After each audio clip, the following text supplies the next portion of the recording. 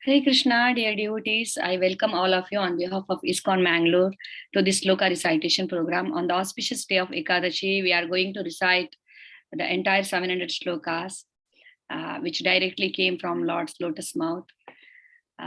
Let us start with the prayer. I would request everyone to stay muted. At the end of each chapter, I'm going to unmute you all and you can chant twice Hare Krishna Mahamantra. We all can recite Hare Krishna Mahamantra together and we'll resume to the next chapter. So let us start with the prayer.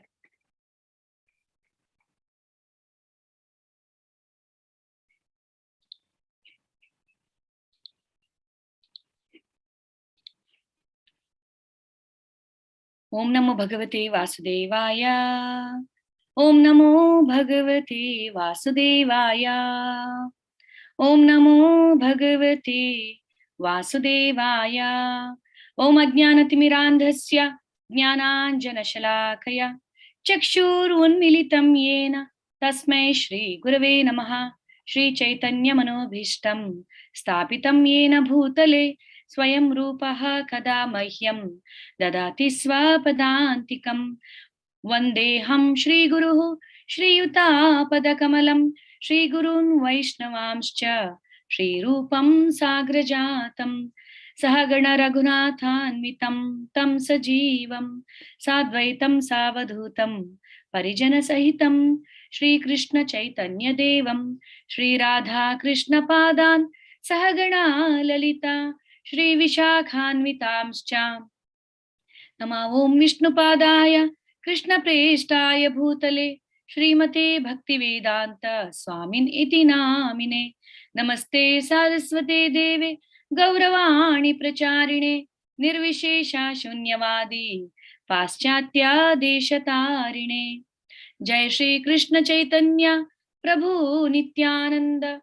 Shri Advaita Gadadhara Shri Vasadi Gaura Bhakta Vrinda Vancha Kalpatarubhyascha Kripa Sindhubhya Evacha Patitanam Pavanebhyo Vaishnavebhyo Namo Namaha Tapta Kanchana Gaurangi Radhe Vrindavaneshwari Vrishabhanusute Devi Pranamami Hari Priye Hare Krishna Krishna Krishna Hare Hare Hare Rama Rama Rama Hare Hare Hare Krishna Hare Krishna Shobha Mataji Gita Mahatmya Ottira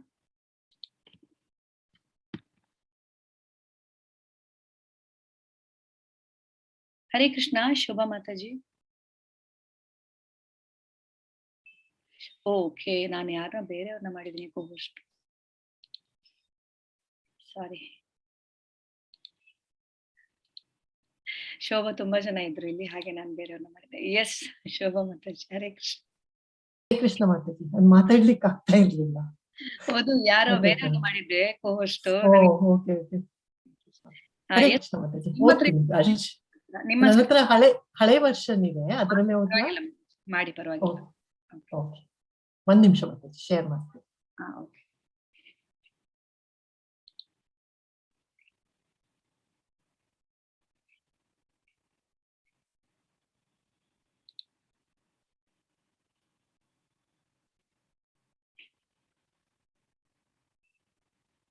ಕಾಣಿಸ್ತಾ ಇದೆಯಾ Mataji S Mataji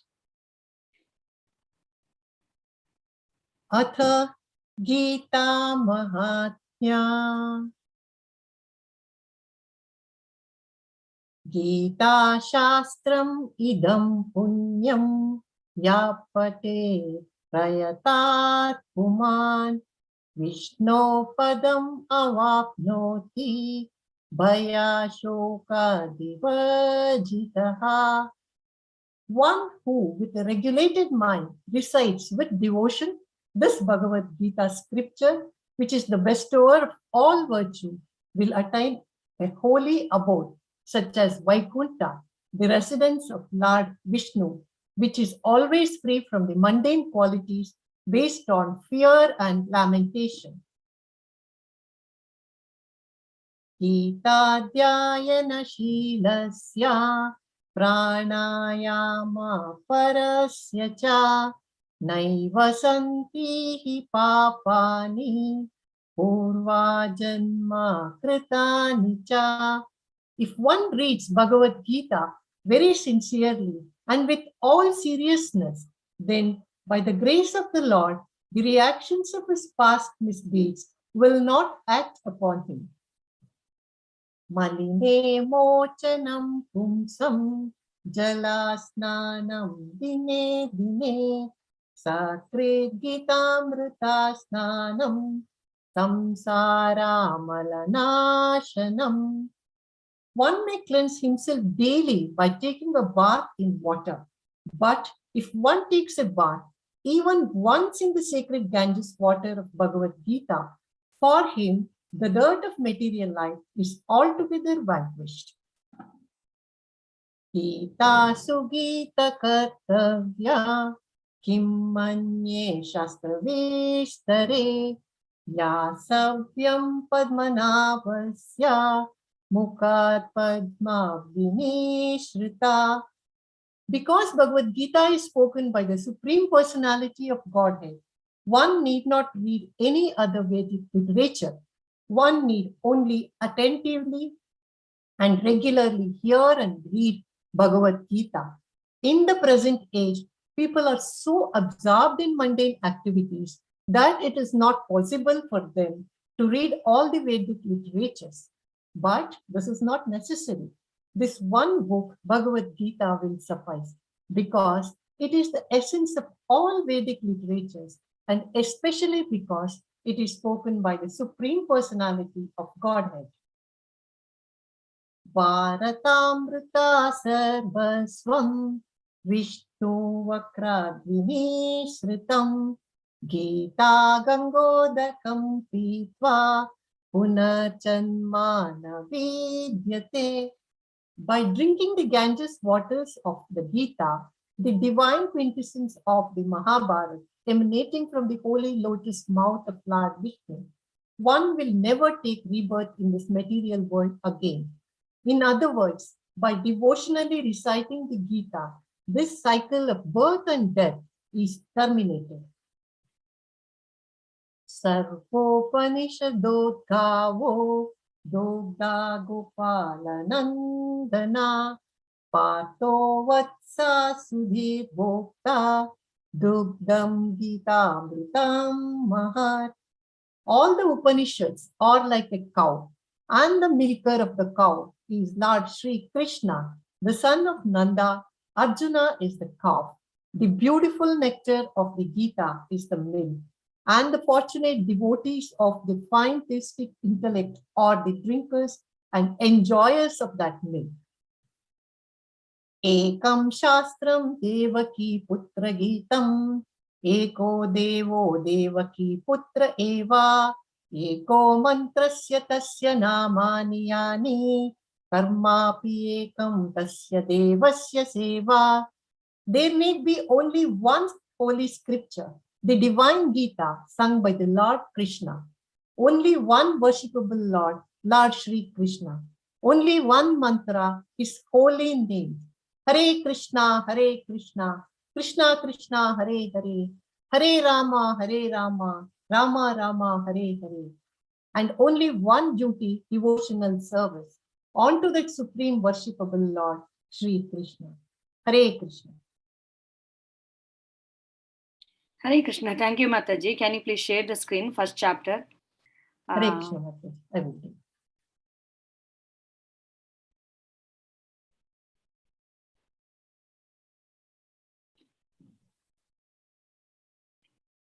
Yes, Geeta Subramaniam. Hare Krishna, Mataji. Hare Krishna. One nimisha. Share screen share ಆದ್ಮೇಲೆ start ಮಾಡಿ.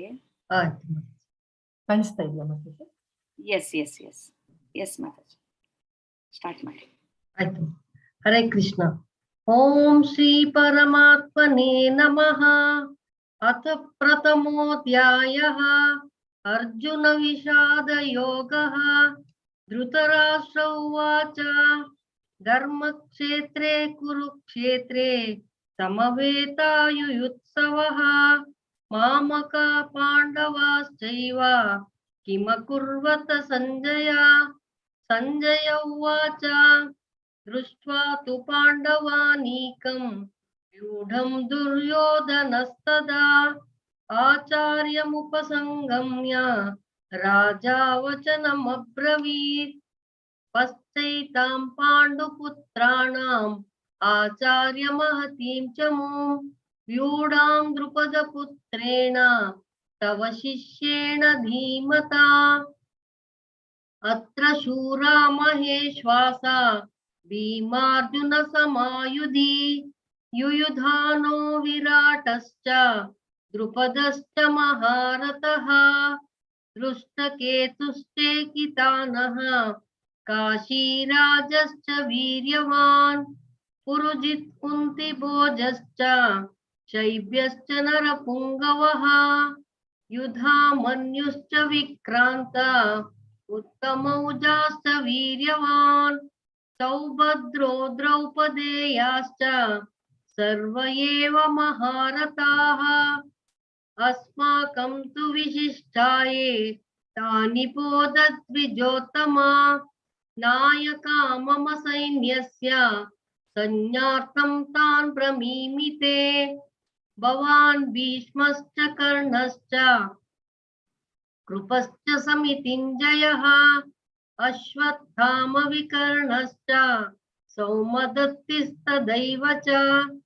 अन्ये च बहवः शूरा मदर्थे त्यक्तजीविताः नानाशास्त्रप्रहरणा सर्वे युद्धविशारदाः अपर्याप्तं तदस्माकं बलं भीष्माभिरक्षितं पर्याप्तं त्विदमेतेषां बलं भीमाभिरक्षितम् अयनेषु च सर्वेषु यथा भागमवस्थिताः भीष्ममेवाभिरक्षन्तु भवन्तः सर्व एव हि तस्य सञ्जनयन् हर्षं कुरुरुद्ध पितामहः सिंहनादविनद्योच्चै शङ्खं दद्मौ प्रतापवान् ततः शङ्काश्च भैर्यश्च पणवानक गोमुखाः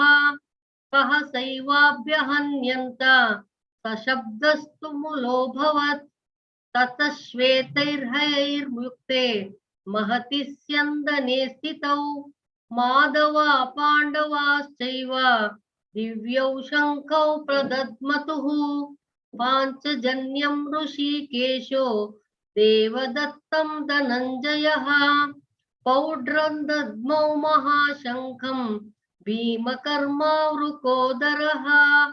अनन्तविजयं राजा कुन्तीपुत्रो युधिष्ठिरः नकुलः सहदेवश्च सुघोषं मणिपुष्पकौ काश्यश्च परमेश्वासः शिखण्डी च महारथः दृष्टद्युम्नो विराटश्च सात्विकिश्च पराजितः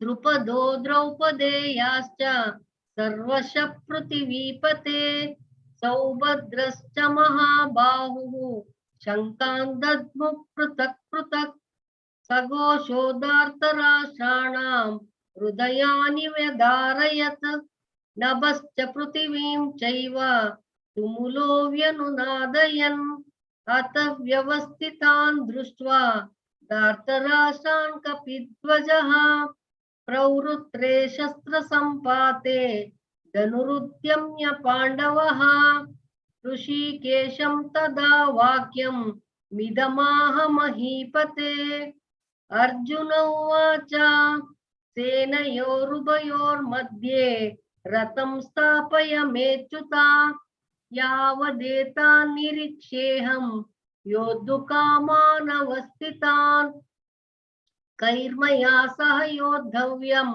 अस्मिन् रणसमुद्यमे योत्स्यमानानवेक्षेऽहं ययेतेऽत्र समागताः धार्तराष्ट्रस्य दुर्बुद्धे युद्धे प्रियचिकीर्षवः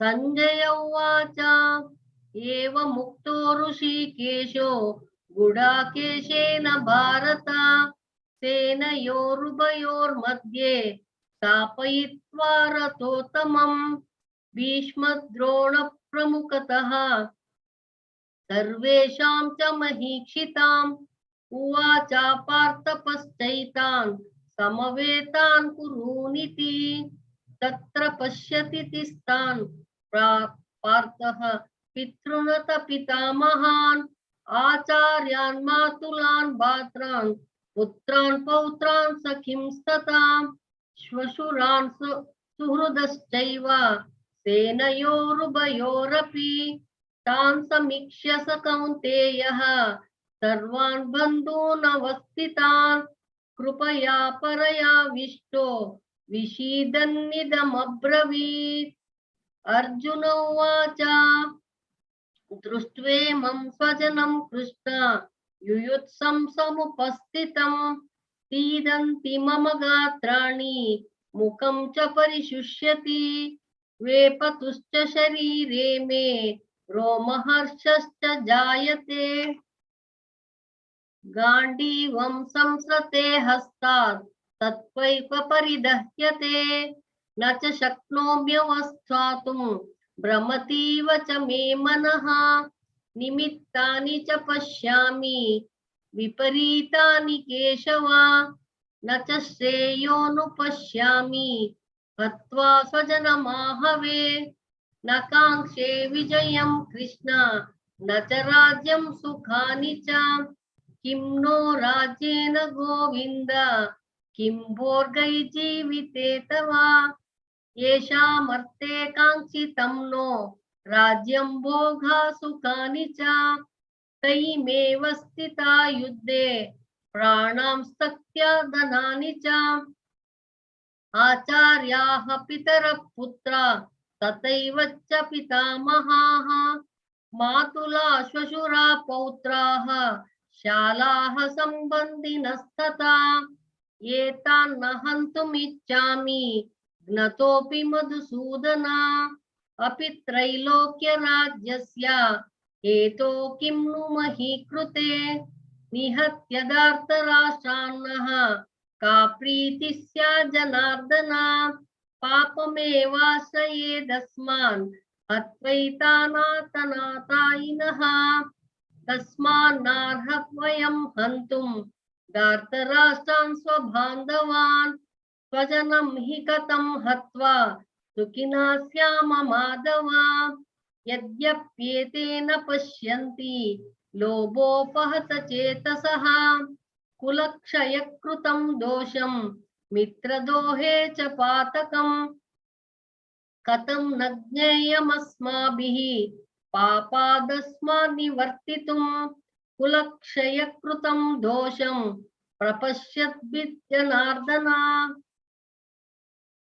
कुलक्षये प्रणश्यन्ति कुलधर्माः सनातनाः धर्मे नष्टे कुलं कृत्स्नं मदमोर्भिर्भवत्युत अधर्माभिभवत् पृष्ठ प्रदुष्यन्ति कुलस्त्रियः स्त्रीषु दुष्वासु वास्नेया जायते वर्णसङ्करः संकरो नरकायैव कुलज्ञानां कुलस्य च पतन्ति पितरो हेषां लुप्तपिण्डोदकक्रियाः दोषैरेतैः कुलज्ञानं वर्णसङ्करकारकैः उत्स्यादन्ते जातिधर्माः कुलधर्माश्च शाश्वताः उत्सन्नकुलधर्माणां मनुष्याणां जनार्दन नरके नियतं वासो भवतीत्यनुशुश्रुमा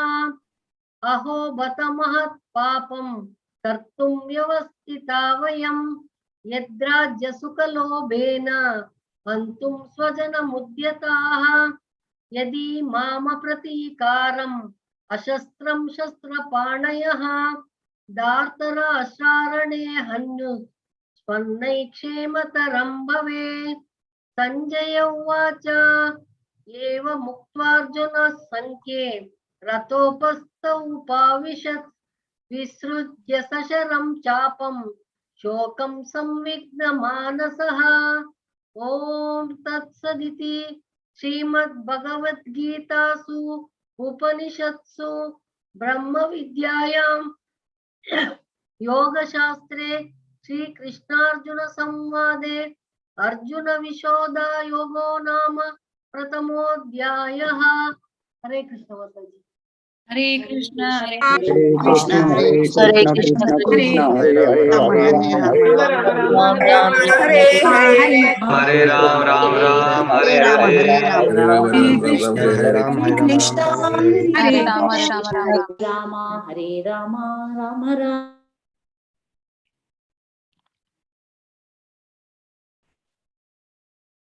Yes, Mala baby. Yes, Mala baby, please unmute.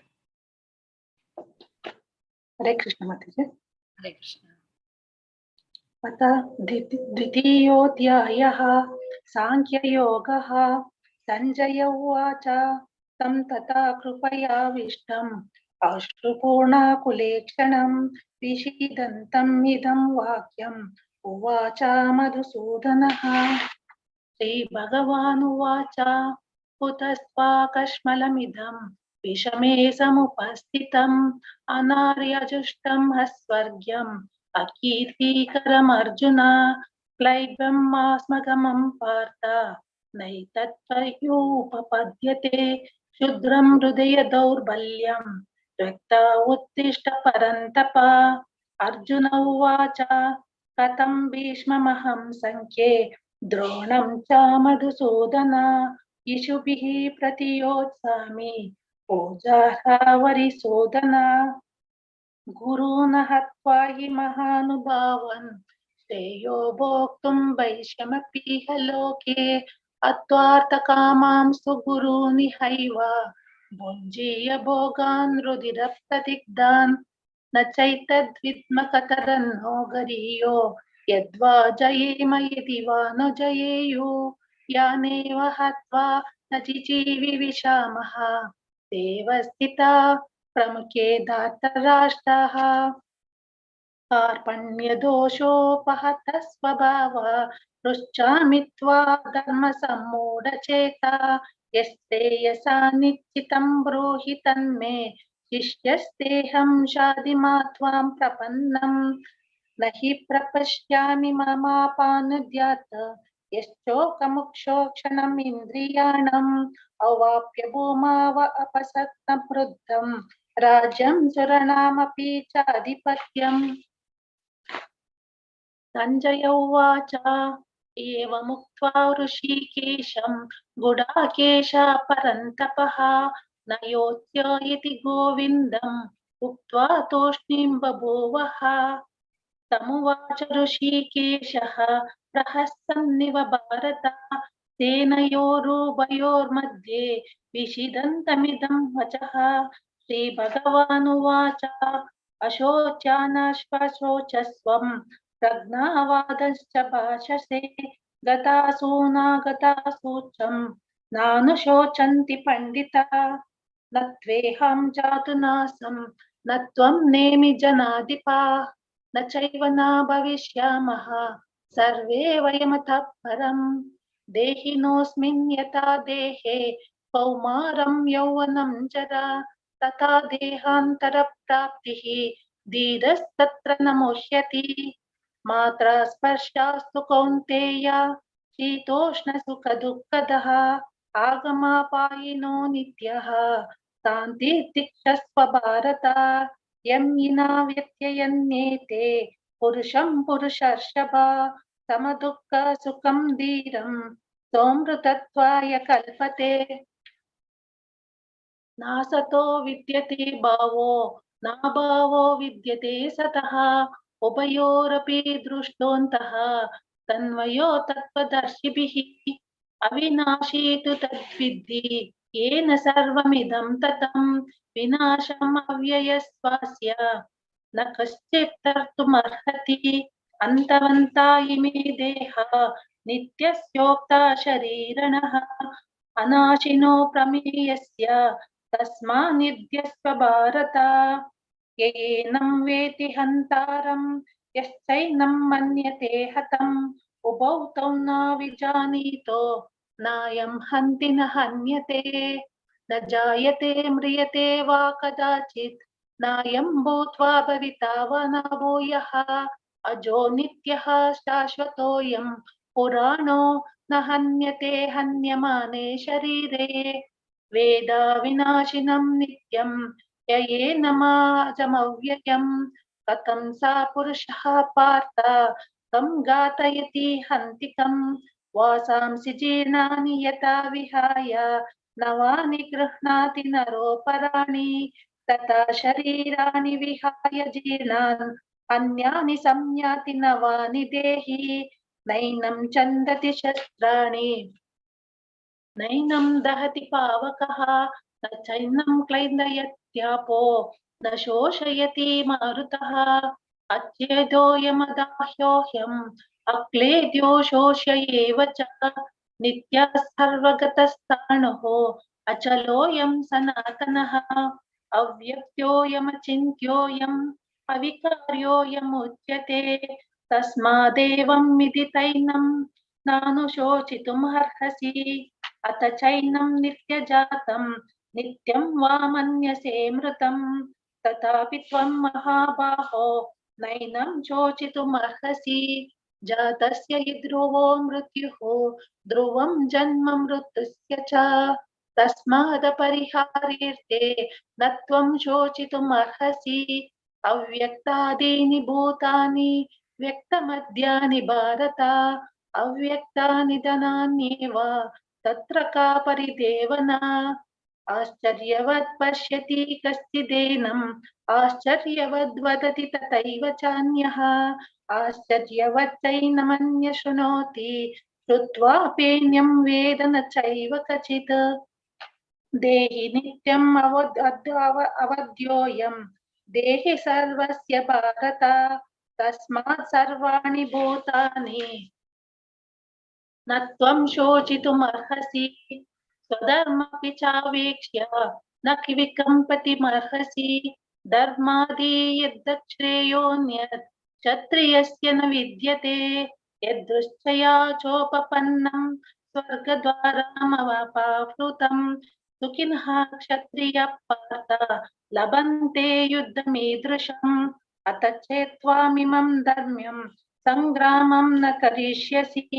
ततः सधर्मकीर्तिं च हित्वा पापमवाप्स्यसि अकीर्तिं चापि भूतानि कथयिष्यन्ति ते व्ययाम् सम्भावितस्य च कीर्तिः मरणादतिरिष्यते भयाद्रणादुपरन्तं मस्यन्ते त्वां महारथः येषां च त्वं बहुमतो भूत्वा यास्यसि लाघवम् अवाच्यवादाञ्च बहून् वदिष्यन्ति तवाहितः निन्दस्तव सामर्थ्यं ततो दुःखतरन्नु किम्। हरे कृष्ण। हरे कृष्ण माताजी। हतो वा प्राप्यसि स्वर्गं जित्वा वा भोक्ष्यसे महीं तस्मादुत्तिष्ठ कौन्तेय युद्धाय कृतनिश्चयः सुखदुःखे समे कृत्वा लाभालाभौ जयाजयौ ततो युद्धाय युज्यस्व नैवं पापमवाप्स्यसि तेषा ते विहिता सांख्ये बुद्धिर्योगे त्विमां शृणु बुद्ध्या युक्तो यया पार्थ कर्मबन्धं प्रहास्यसि नेहाभिक्रमनाशोऽस्ति प्रत्यवायो न विद्यते स्वल्पम् अप्यस्य धर्मस्य त्रायते महतो भयात् व्यवसायात्मिका बुद्धिर् एकेह कुरु नन्दन बहुशाखा ह्यनन्ताश्च बुद्धयो अव्यवसायिनां यामिमां पुष्टितां वाचं प्रवदन्त्यविपश्चितः वेदवादरथा पार्थ नान्यदस्तीति वादिनः कामात्मनः स्वर्गपराः जन्म कर्म फलप्रदां क्रिया विशेष बहुलां भोगैश्वर्यगतिं प्रति भोगैश्वर्यप्रसक्तानां तया परुतचेतसां व्यवसायात्मिका बुद्धिः समाधौ न विधीयते। त्रैगुण्यविषया वेदाः निस्त्रैगुण्यो भवार्जुन निर्द्वन्द्वो नित्यसत्त्वस्थो निर्योगक्षेम आत्मवान् यावानर्थ उदपाने सर्वतः सम्प्लुतोदके तावान् सर्वेषु वेदेषु ब्राह्मणस्य विजानतः कर्मण्येवाधिकारस्ते मां फलेषु कदाचन मां कर्मफलहेतुर्भू मा ते सङ्गोऽस्त्वकर्मणि योगस्थः कुरु कर्माणि संगं त्यक्त्वा धनञ्जय सिद्ध्यसिद्ध्यो समो भूत्वा समत्वं योग उच्यते दूरेण ह्यवरं कर्म बुद्धियोगात् धनञ्जय बुद्धौ शरणमन्विच्छ कृपाणः फलहेतवः बुद्धियुक्तो यः जहातीह उभे सुकृत दुष्कृते तस्माद् योगाय युज्यस्व योगः कर्मसु कौशलम् कर्मजं बुद्धियुक्ता हि फलं त्यक्त्वा मनीषिणः जन्मबन्धविनिर्मुक्ताः पदं गच्छन्त्यनामयम् यदा ते मोहकलिलं बुद्धिर्व्यतितरिष्यति तथा गन्तासि निर्वेदं श्रोतव्यस्य श्रुतस्य च श्रुतिभिः प्रतिपन्ना ते यदा स्थास्यति निश्चला समाधावचला बुद्धिः तदा योगमवाप्स्यसि। अर्जुन उवाच स्थितप्रज्ञस्य का भाषा समाधिस्तस्य केशव स्थितधि किं प्रभाषेत किमासीत व्रजेत किम्। श्रीभगवानुवाच प्रजहाति यदा कामान् सर्वान् पार्थमनोगतान् आत्मन्येवात्मना तुष्टः स्थितप्रज्ञस्तदोच्यते। दुःखेषु अनुद्विग्नमनाः सुखेषु विगतस्पृहः वीतरागभयक्रोधः स्थितधीर्मुनिरुच्यते यः सर्वत्र अनभिस्नेहः तत्तत्प्राप्य शुभाशुभं नाभिनन्दति न द्वेष्टि तस्य प्रज्ञा प्रतिष्ठिता। यदा संहरते चायं कौर्माङ्गानीव सर्वशः इन्द्रियाणीन्द्रियार्थेभ्यः तस्य प्रज्ञा प्रतिष्ठिता। विषया विनिवर्तन्ते निराहारस्य देहिनः रसवर्जं रसोऽप्यस्य परं दृष्ट्वा निवर्तते। यततो ह्यपि कौन्तेय पुरुषस्य विपश्चितः इन्द्रियाणि प्रमाथीनि हरन्ति प्रसभं मनः तानि सर्वाणि संयम्य युक्त आसीत मत्परः वशे हि यस्येन्द्रियाणि तस्य प्रज्ञा प्रतिष्ठिता। ध्यायतो विषयान् पुंसः संगस्तेषुपजायते संगात् संजायते कामः कामात् क्रोधोऽभिजायते क्रोधात् भवति सम्मोहः सम्मोहात् स्मृतिविभ्रमः स्मृतिभ्रंशात् बुद्धिनाशो बुद्धिनाशात् प्रणश्यति। रागद्वेषविमुक्तैस्तु विषयानिन्द्रियैश्चरन् आत्मवैषैर्विधेयात्मा प्रसादम् अधिगच्छति। प्रसादे सर्वदुःखानां हानिरस्योपजायते प्रसन्नचेतसो ह्याशु बुद्धिः पर्यवतिष्ठते। नास्ति बुद्धिरयुक्तस्य न चायुक्तस्य भावना न चाभावयतः शान्तिः अशान्तस्य कुतः सुखम्। इन्द्रियाणां हि चरतां यन्मनोनुविधीयते तदस्य हरति प्रज्ञां वायुर्नावम् इवाम्भसि तस्माद्यस्य महाबाहो निग्रहीतानि सर्वशः इन्द्रियाणीन्द्रियार्थेभ्यः तस्य प्रज्ञा प्रतिष्ठिता या निशा सर्वभूतानां तस्यां जागर्ति संयमी यस्यां जागृति भूतानि सा निशा पश्यतो मुनेः आपूर्यमाणम् अचला प्रतिष्ठं समुद्रमापः प्रविशन्ति यद्वत् तद्वत् कामायं प्रविशन्ति सर्वे स शान्तिमाप्नोति न कामकामी विहाय कामान् यः सर्वान् पुमांश्चरति निःस्पृहः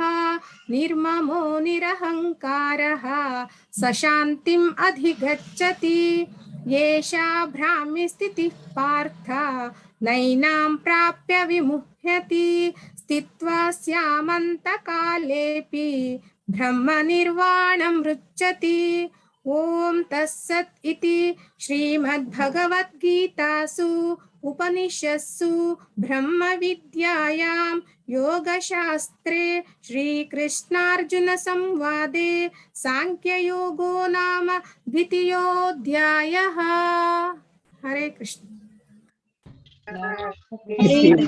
हरे कृष्णा हरे कृष्णा हरे कृष्ण कृष्ण हरे कृष्ण हरे राम हरे राम हरे राम हरे राम हरे राम हरे राम राम राम हरे हरे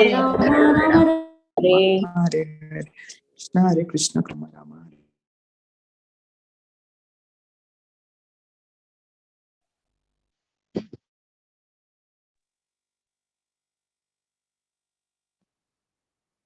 हरे कृष्ण माताजी। Yes, Mataji, go on. हरे कृष्ण माताजी। Hare Krishna. ओके। अथ तृतीयोऽध्यायः कर्मयोगम्।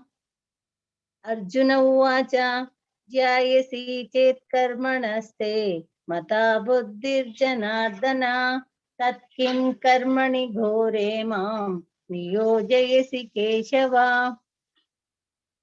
त्वमिश्रेणेव वाक्येन बुद्धिं मोहयसीव मे तदेकं वद निश्चित्य येन श्रेयोऽहमाप्नुयाम्।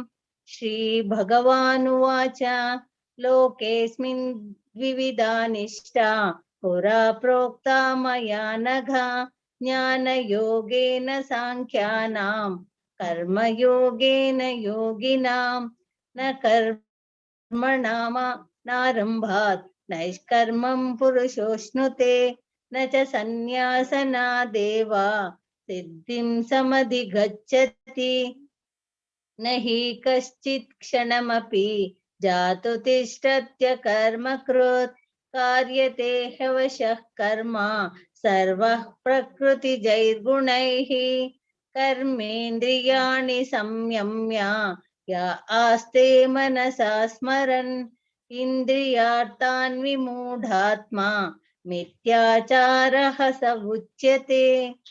यस्त्विन्द्रियाणि मनसा नियम्याराभतेऽर्जुन कर्मेन्द्रियै कर्मयोगम् असक्तः स विशिष्यते।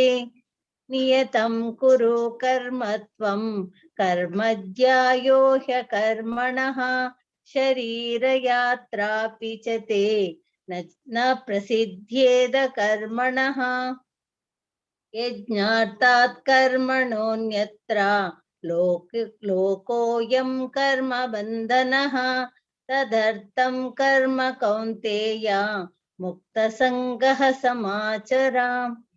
सह यज्ञा प्रजा सृष्ट्वा पुरोवाच प्रजापतिः अनेन प्रसविष्यद्वम् एषवोऽस्तिष्ठ कामधुक् देवान् भावयतानेन ते देवा भावयन्तु वः परस्परं भावयन्तः श्रेयः परमवाप्स्यथ।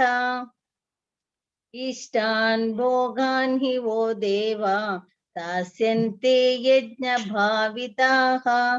तैर्दत्तान प्रदायैभ्यो यो भुङ्क्तेस्तेन एव सः।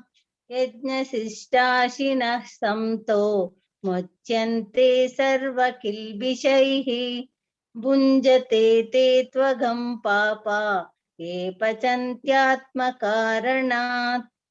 अन्नाद्भवन्ति भूतानि पर्जन्यादन्नसम्भवः। यज्ञाद्भवति पर्जन्यो यज्ञः कर्म समुद्भवः। कर्म ब्रह्मोद्भवं विद्धि ब्रह्माक्षरसमुद्भवम्। तस्मात् सर्वगतं ब्रह्म नित्यं यज्ञे प्रतिष्ठितम्। एवं प्रवर्तितं चक्रं नानुवर्तयति हयः। अघायुरिन्द्रिया रामो मोघं पार्थ स जीवति। यस्त्वात्मरतिरेव स्यात् आत्मतृप्तश्च मानवः। आत्मन्येव च सन्तुष्टः तस्य कार्यं न विद्यते। नैव तस्य कृतेनार्थो न कृतेनेह कश्चन। न चास्या सर्वभूतेषु कश्चिदर्थव्यपाश्रयः। तस्मादसक्तः सततं कार्यं कर्म समाचर। असक्तो ह्याचरन् कर्म परमाप्नोति पूरुषः। कर्मणैवाहि संसिद्धिम् आस्थिता जनकादयः। लोकसङ्ग्रहमेवापि सम्पश्यन् कर्तुमर्हसि। यद्यताचरति श्रेष्ठः तत्तदेवेतरो जनः। स यत्प्रमाणं कुरुते लोकस्तदनुवर्तते। न मे पार्थास्ति कर्तव्यं त्रिषु लोकेषु किञ्चन। नानवाप्तामवाप्तव्यं वर्त एव च कर्मणि। यदि ह्यहं न वर्तेयं जातो कर्मण्यतन्द्रितः। मम वर्त्मानुवर्तन्ते मनुष्याः पार्थ सर्वशः। उत्सीदेयुरिमे लोका न कुर्यां कर्म चेदहं। शङ्करस्य च कर्ता स्याम् उपहन्यामि मा प्रजाः। सक्ताः कर्मण्य विद्वांसो यथा कुर्वन्ति भारत। कुर्याद् विद्वांस्तथा सक्तः चिकीर्षुर्लोकसङ्ग्रहम्। न बुद्धिभेदं जनयेत् अज्ञानं कर्म संगिनां। जोषयेत् सर्वकर्माणि विद्यान् युक्तः समाचरन्। प्रकृतेः क्रियमाणानि गुणैः कर्माणि सर्वशः। अहङ्कार विमूढात्मा कर्ताहमिति मन्यते। तत्त्ववित् महाबाहो गुणकर्म विभागयोः। गुणा गुणेषु वर्तन्त इति मत्वा न सज्जते। प्रकृतेर्गुणसम्मूढाः सज्जन्ते गुणकर्मसु। तान् कृत्स्नविदो मन्दान् कृत्स्नविन्ना विचालयेत्। मयि सर्वाणि कर्माणि सन्न्यास्याध्यात्मचेतसा। निराशीर्निर्ममो भूत्वा युध्यस्व विगतज्वरः। इमे मतमिदं नित्यम् अनुतिष्ठन्ति मानवाः। श्रद्धावन्तो न सूयन्तो मुच्यन्ते तेऽपि कर्मभिः। ये त्वेतदभ्यसूयन्तो नानुतिष्ठन्ति मे मतम्। सर्वज्ञानविमूढास्तान् विद्धि नष्टान् चेतसः। तदृशं चेष्टते स्वस्याः प्रकृते ज्ञानवानपि प्रकृतिं यान्ति भूतानि निग्रह किं करिष्यति इन्द्रियास्येन्द्रियार्थे रागद्वेषौ व्यवस्थितौ तयोर्नावशमागच्छे तौ ह्यस्य परिपन्थिनौ श्रेयान् स्वधर्मो विगुणः परधर्मात् स्वनुष्ठितात् स्वधर्मे निधनं श्रेयः परधर्मो भयावहः। अर्जुन उवाच अथ केन प्रयुक्तोऽयं पापं चरति पूरुषः अनिच्छन्नपि वाष्णेय बलादिव नियोजितः। श्रीभगवानुवाच काम एष क्रोध एष रजोगुणसमुद्भवः महाशनो महापाप्मा विद्येनमिह वैरिणम् धूमेनाव्रियते वह्निः यथादर्शो मलेन च यतोल्बेनावृतो गर्भः तथा तेनादमावृतम् आवृतं ज्ञानमेतेन ज्ञानिनो नित्यवैरिणा कामरूपेण कौन्तेय दुष्पूरेण नलेन च इन्द्रियाणि मनोबुद्धिः अस्याधिष्ठानमुच्यते एतैर्विमोहयत्येष ज्ञानमावृत्य देहिनम् तस्मात् त्वमिन्द्रियाण्यादौ नियम्य भरतर्षभ पाप्मानं प्रजहिह्येनं ज्ञानविज्ञाननाशनम् इन्द्रियाणि परण्याहुः इन्द्रियेभ्यः परं मनः मनसस्तु परा बुद्धिः यो बुद्धि परतस्तु सः एवं बुद्धेः परं बुद्ध्वा संस्थाभ्यात्मानमात्मना जहि शत्रुं महाबाहो कामरूपं दुरासदम्।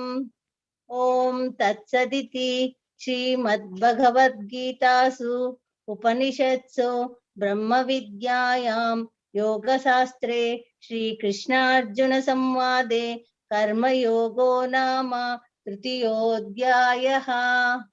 हरे कृष्ण हरे हरे कृष्ण हरे कृष्ण कृष्ण हरे हरे हरे कृष्ण राम हरे राम कृष्ण राम हरे राम हरे राम हरे कृष्ण हरे कृष्ण कृष्ण कृष्ण हरे हरे हरे राम राम राम हरे हरे। हरे हरे हरे कृष्ण। सीमा मैडम, सीमा माताजी। हरे कृष्ण। अथ चतुर्थोऽध्यायः दिव्यज्ञान। श्रीभगवानुवाच इमं विवस्वते योगं प्रोक्तवानहमव्ययम् विवस्वान्मनवे प्राह मनूरिक्ष्वाकवे ब्रवीत् एवं परम्परा प्राप्तम् इमं राजर्षयो विदुः सकाले नेह महता योगेन स्तः परन्तप। अर्जुन स एवायं मया तेद्य योगः प्रोक्तः पुरातनः भक्तोऽसि मे सखा चेति रहस्यं ह्येतदुत्तमम्। अर्जुन उवाच अपरं भवतो जन्म परं जन्म विवस्वतः कथमेतद्विजानीयान् त्वमादौ प्रोक्तवानिति। श्रीभगवानुवाच बहुनि मे व्यतीतानि जन्मानि तव चार्जुन तान्यहं वेद सर्वाणि न त्वं वेत्थ परन्तप। अजोऽपि सन्नव्ययात्मा भूतानामीश्वरोऽपि सन् प्रकृतिं स्वामधिष्ठाय सम्भवाम्यात्ममायया। यदा यदा हि धर्मस्य ग्लानिर्भवति भारत अभ्युत्थानमधर्मस्य तदात्मानं सृजाम्यहम्। परित्राणाय साधूनां विनाशाय च दुष्कृतां धर्म संस्थापनार्थाय संभवामि युगे युगे। जन्म कर्म च मे दिव्यम् एवं यो वेत्ति तत्त्वतः त्यक्त्वा देहं पुनर्जन्म नैति मामेति सोऽर्जुन।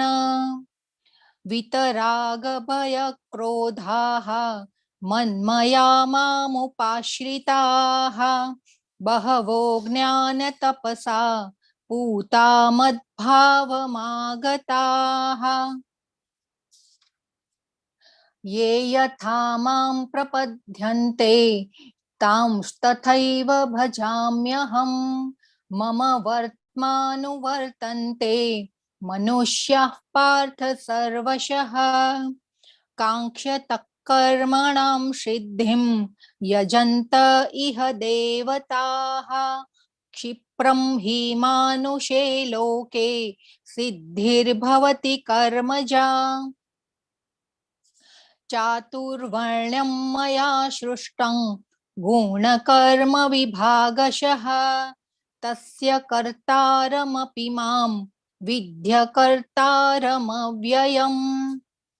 न मां कर्माणि लिम्पन्ति न मे कर्मफले स्पृहा इति मां योऽभिजानाति कर्मभिर्न स बध्यते। एवं ज्ञात्वा कृतं कर्म पूर्वैरपि मुमुक्षुभिः कुरु कर्मैव तस्मात् त्वं पूर्वैः पूर्वतरं कृतम्। किं कर्म किं कर्मेति कवयोऽप्यत्र मोहिताः तत्ते कर्म प्रवक्ष्यामि यज्ञात्वा मोक्ष्यसे शुभात्। कर्मणो ह्यपि बोद्धव्यं च विकर्मणः अकर्मणश्च बोद्धव्यं गहना कर्मणो गतिः। कर्मण्यकर्म यः पश्येत् अकर्मणि च कर्म यः स बुद्धिमान् मनुष्येषु स युक्तः कृष्ण कर्मकृत्। यस्य सर्वे समारम्भाः कामसङ्कल्पवर्जिताः ज्ञानाग्निदग्धकर्माणन् तमाहुः पण्डितं बुधाः। त्यक्त्वा कर्मफलासङ्गं नित्यतृप्तो निराश्रयः कर्मण्यभिप्रवृत्तोऽपि नैव किञ्चित् करोति सः। निराशीर्यच्चित्तात्मा त्यक्तसर्वपरिग्रहः शारीरं केवलं कर्म कुर्वन्नाप्नोति किल्बिषम्।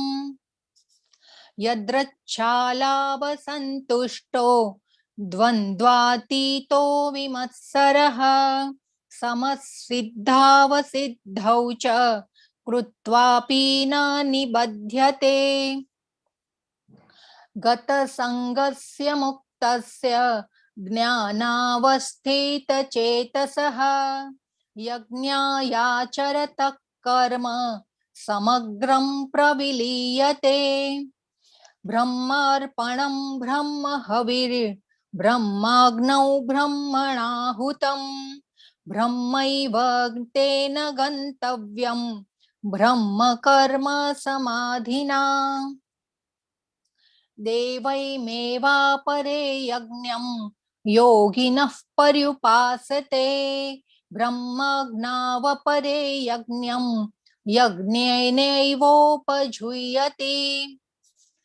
श्रोत्रादीनिन्द्रियाण्यन्ये संयमाग्निषु जुह्यति शब्दादीन् विषयानन्य इन्द्रियाग्निषु जुह्यति सर्वाणीन्द्रियकर्माणि प्राणकर्माणि चापरे आत्मसंयम योगाग्नौ जुह्यति ज्ञानदीपिते द्रव्ययज्ञास्तपो यज्ञा योगयज्ञास्तथा परे स्वाध्यायज्ञानयज्ञाश्च ततयः संशितव्रताः अपाने जुह्यति प्राणं प्राणे पानं तथा परे प्राणापानगतिरुद्ध्वा प्राणायामपरायणाः अपरे नियताहाराः प्राणान् प्राणेषु जुह्यति सर्वेऽप्येते यज्ञविदो यज्ञक्षपितकल्मषाः यज्ञशिष्टामृतभुजो यान्ति ब्रह्म सनातनम् नायं लोकोऽस्त्ययज्ञस्य कुतोऽन्यः कुरु सत्तम एवं बहुविधा यज्ञा वितता ब्रह्मणो मुखे कर्मजान् विद्धि तान् सर्वान् एवं ज्ञात्वा विमोक्ष्यसे श्रेयान् द्रव्यं याध्यज्ञाज् ज्ञानयज्ञ परन्तपः सर्वं कर्माखिलं पार्थ ज्ञाने परिसमाप्यते तद्विद्धि प्रणिपातेन परिप्रश्नेन सेवया उपदेक्ष्यन्ति ते ज्ञानं ज्ञानिनस्तत्त्वदर्शिनः यज्ञात्वा न पुनर्मोहम् एवं यास्यसि पाण्डव येन भूतान्यशेषाणि द्रक्ष्यस्यात्मन्यवतोऽपि मयि अपि चेदसि पापेभ्यः सर्वेभ्यः पापकृत्तमः सर्वैः ज्ञानप्लवेनैव वृजिनं सन्तरिष्यसि यथैधांसि समिद्धोऽग्निर्भस्मसात् कुरुतेऽर्जुन ज्ञानाग्निः सर्वकर्माणि भस्मसात् कुरुते तथा न हि ज्ञानेन सदृशं पवित्रमिह विद्यते तत्स्वयं योगसंसिद्धः कालेनात्मनि विन्दति श्रद्धावालं लभते ज्ञानं तत्परः संयतेन्द्रियः ज्ञानं लब्ध्वा परां शान्तिम् अचिरेणाधिगच्छति अज्ञश्चाश्रद्धनाश्च संशयात्मा विनश्यति नायं लोकोऽस्ति न परो न सुखं संशयात्मनः योगसन्न्यस्तकर्माणं ज्ञानसञ्छिन्न संशयम् आत्मवन्तं न कर्माणि निबध्नन्ति धनञ्जय तस्मात् ज्ञानसम्भूतं हृतस्थं ज्ञानासीनात्मनः चित्वैनं संशयं योगम् आतिष्ठोत्तिष्ठ भारत। ॐ तत्सदिति श्रीमद्भगवद्गीतासु उपनिषत्सु ब्रह्मविद्यायां योगशास्त्रे श्रीकृष्णार्जुन संवादे दिव्यज्ञानयोगो नाम चतुर्थोऽध्यायः। ॐ श्रीकृष्णार्पणमस्तु। हरे कृष्ण राम हरे हरे कृष्ण कृष्ण हरे कृष्ण कृष्ण कृष्ण हरे हरे हरे राम हरे राम राम राम राम हरे राम राम हरे राम हरे हरे राम हरे हरे हरे हरे कृष्ण कृष्ण हरे कृष्ण राम कृष्ण राम हरे हरे राम राम राम हरे हरे हरे हरे राम हरे हरे राम राम राम हरे राम राम राम हरे हरे हरे कृष्ण कृष्ण कृष्ण हरे हरे हरे राम राम राम हरे Hare Krishna, Tamil chapter 5. Yeah, Hare Krishna Mataji. Atha panchamo udhyayah Arjunovaच Sannyasam karmanam Krishna Punaryogam cha samshasi Yachreya etayor ekam Tanme bruhi sunishchitam. Shri Bhagavanuvacha Sannyasa karma yogascha Nishreyasa karavubhau Tayostu karma sannyasat कर्मयोगो विशिष्यते. नेयस नित्य सन्यासी यो न द्वेष्टि न कांक्षति निर्द्वन्द्वो हि महाबाहो सुखं बन्धात् प्रमुच्यते. सांख्य योगौ पृथक् बालाः प्रवदन्ति न पंडिताः एकम् अप्यास्थितः सम्यक् उभयोर्विन्दते फलम्. यत्सांख्ये प्राप्यते स्थानं तद्योगेरपि गम्यते. एकं साङ्ख्यं च योगं च यः पश्यति स पश्यति. संन्यासस्तु महाबाहो दुःखं माप्तुम् अयोगतः. योगयुक्तो मुनिर्ब्रह्म न चिरेणाधिगच्छति. योगयुक्तो विशुद्धात्मा विजितात्मा जितेन्द्रियः. सर्वभूतात्मा भूतात्मा कुर्वन्नपि न लिप्यते. नैव किञ्चित् करोमीति युक्तो मन्येत तत्त्ववित्. पश्यन् शृण्वन् स्पृशन् जिघ्रन् अश्नन् गच्छन् स्वपन् स्वशन् प्रलपन् विसृजन् गृह्णन् उन्मिषन् निमिषन्नपि. इन्द्रियाणीन्द्रियार्थेषु वर्तन्त इति धारयन् ब्रह्मण्याधाय कर्माणि संगं त्यक्त्वा करोति यः.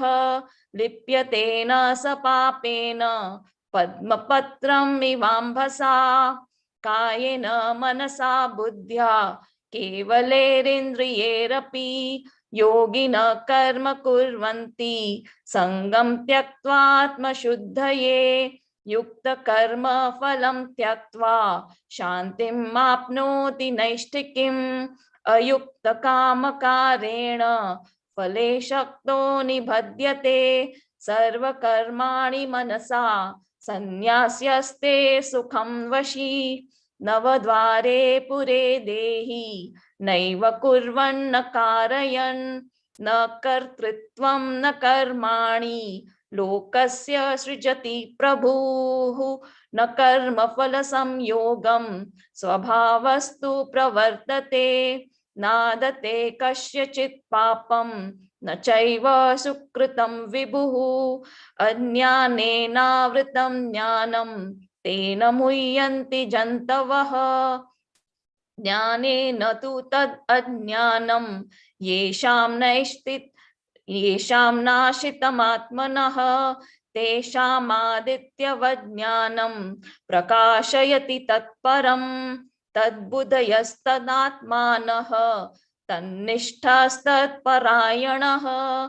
गच्छन्त्य पुनरावृत्तिं ज्ञाननिर्धूतकल्मषाः.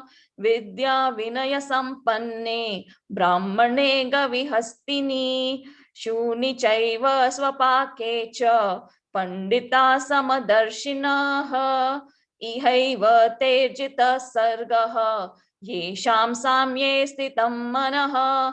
निर्दोषं हि समं ब्रह्म तस्मात् ब्रह्मणि ते स्थिताः. न प्रहर्षेत् प्रियं प्राप्य नोद्विजेत् प्राप्य च प्रियं. स्थिरबुद्धिरसम्मूढः ब्रह्मविद् ब्रह्मणि स्थिताः. बाह्यस्पर्शेष्व आसक्तात्मा विन्दत्यात्मानि यत् सुखं. स ब्रह्मयोगयुक्तात्मा सुखम् अक्षयमश्नुते. ये हि संस्पर्शजा भोगा दुःखयोनय एव ते. आद्यन्तवन्तय कौन्तेय न तेषु रमते बुधाः. शाक्नोति हैव यः सोढुं प्राक्शरीरविमोक्षणात्. कामक्रोधोद्भवं वेगं स युक्त स सुखी नरः योऽन्त सुखोऽन्तरारामः तथान्तर्ज्योतिरेव यः स योगी ब्रह्म निर्वाणं ब्रह्मभूतोऽधिगच्छति लभन्ते ब्रह्म निर्वाणं ऋषय क्षीणकल्मषाः छिन्नद्वैधायतात्मानः सर्वभूतहिते रताः कामक्रोध विमुक्तानां यतीनां यतचेतसाम् अभितो ब्रह्म निर्वाणं वर्तते विदितात्मनाम् स्पर्शन् कृत्वा बहिर्बाह्यां चक्षुश्चैवान्तरे भ्रुवोः प्राणपानौ समौ कृत्वा नाशाभ्यन्तरचारिणौ यतेन्द्रिय मनोबुद्धिः मुनिर्मोक्षपरायणः विगतेच्छा भयक्रोधः य सदा मुक्त एव साः भोक्तारं यज्ञतपसां सर्वलोकमहेश्वरं सुहृदं सर्वभूतानां ज्ञात्वा मां शान्तिं रक्षति। ओम तत्सदिति श्रीमद्भगवद्गीतासु उपनिषत्सु ब्रह्म विद्यायां योगशास्त्रे श्रीकृष्ण अर्जुन संवादे कर्म संन्यास योगो नाम पंचमोऽध्यायः। हरे कृष्ण हरे कृष्ण हरे कृष्ण हरे कृष्ण कृष्ण हरे हरे हरे राम राम राम हरे हरे हरे कृष्ण हरे कृष्ण हरे राम राम राम हरे हरे राम राम राम कृष्ण हरे कृष्ण राम हरे हरे हरे राम हरे राम राम राम हरे हरे कृष्ण हरे कृष्ण राम हरे राम राम राम हरे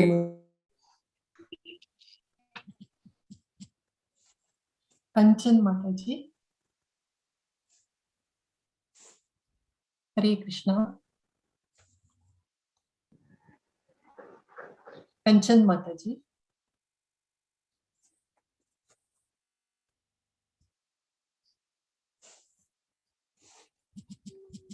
प्लीज अनम्यूट। कंचन माता ji. Chapter 6।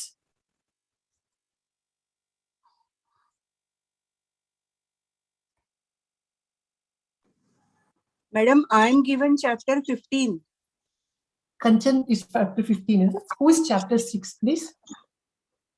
Madam, I am Ramakrishna Prabhuji, your chapter 6. Hare Krishna. Who is chapter 6, please?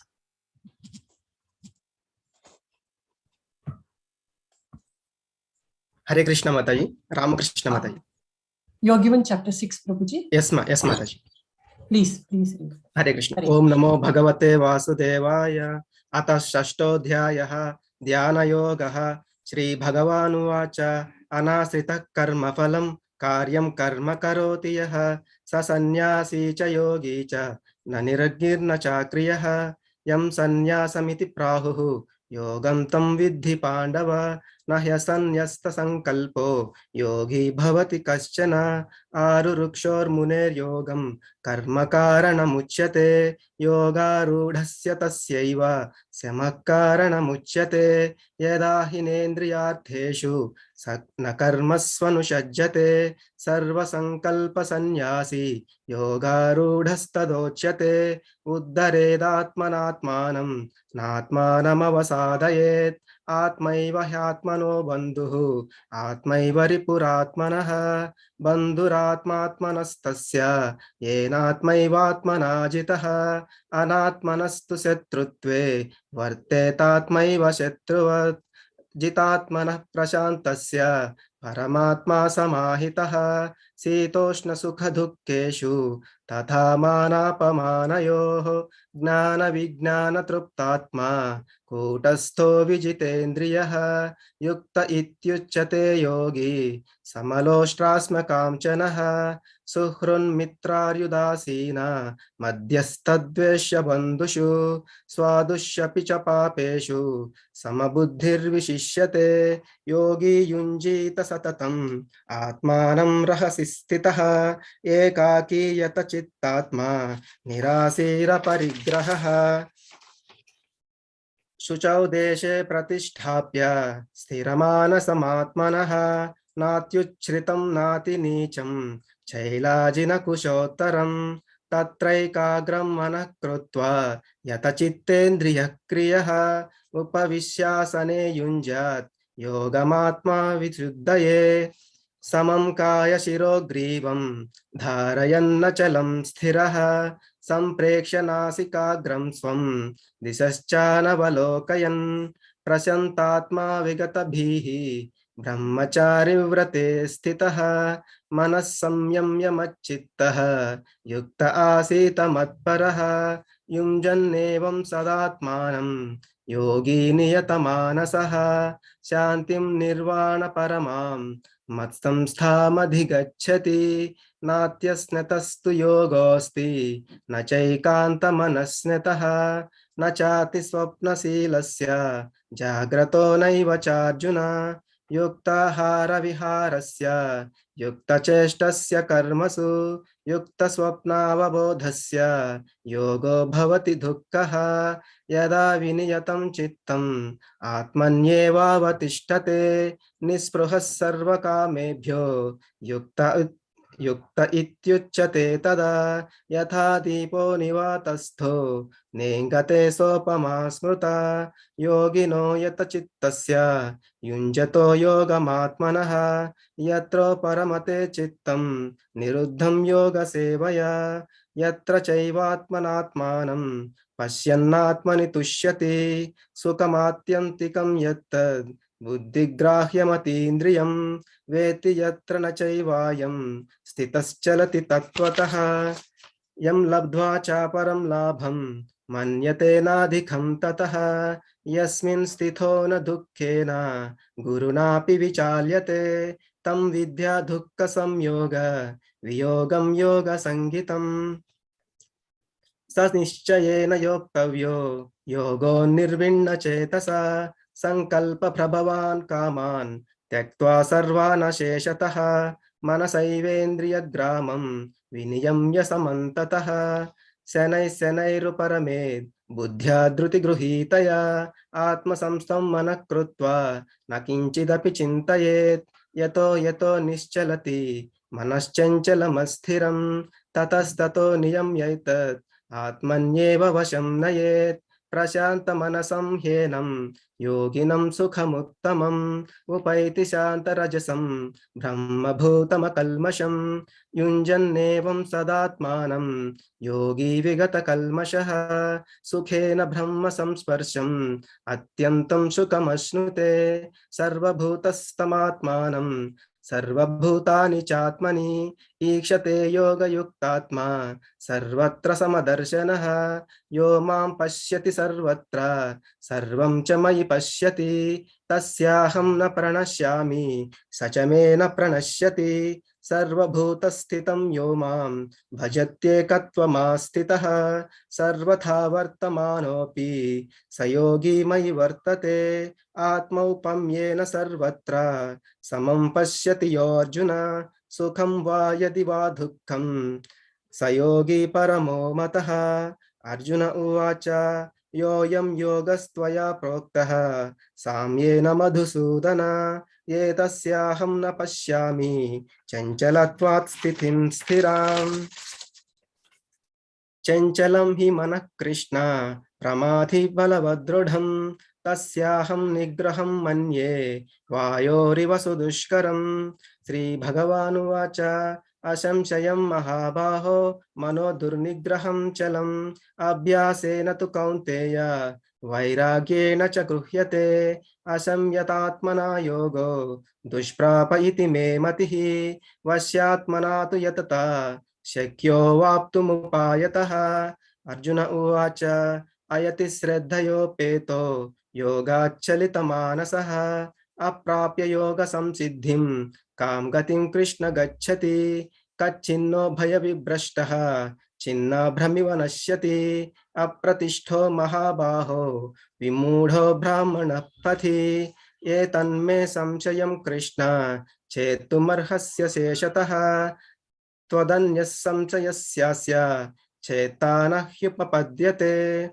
श्रीभगवानुवाच पार्थ नैवेह नामुत्र विनाशस्तस्य विद्यते न हि कल्याणकृत् कश्चित् दुर्गतिं तात गच्छति प्राप्य पुण्यकृतां लोकान् उषित्वा शाश्वती समाः शुचीनां श्रीमतां गेहे योगभ्रष्टोऽभिजायते अथवा योगिनामेव कुले भवति धीमताम् एतद्धि दुर्लभतरं लोके जन्म यदीदृशं तत्र तं बुद्धिसंयोगं लभते पौर्वदेहिकं यतते च ततो भूयः संसिद्धौ कुरु नन्दन पूर्वाभ्यासेन तेनैव ह्रियते ह्यवशोऽपि सः जिज्ञासुरपि योगस्य शब्दब्रह्माति वर्तते प्रयत्नात् यतमानस्तु योगी संशुद्ध किल्बिषः अनेक जन्म संसिद्धः ततो याति परां गतिं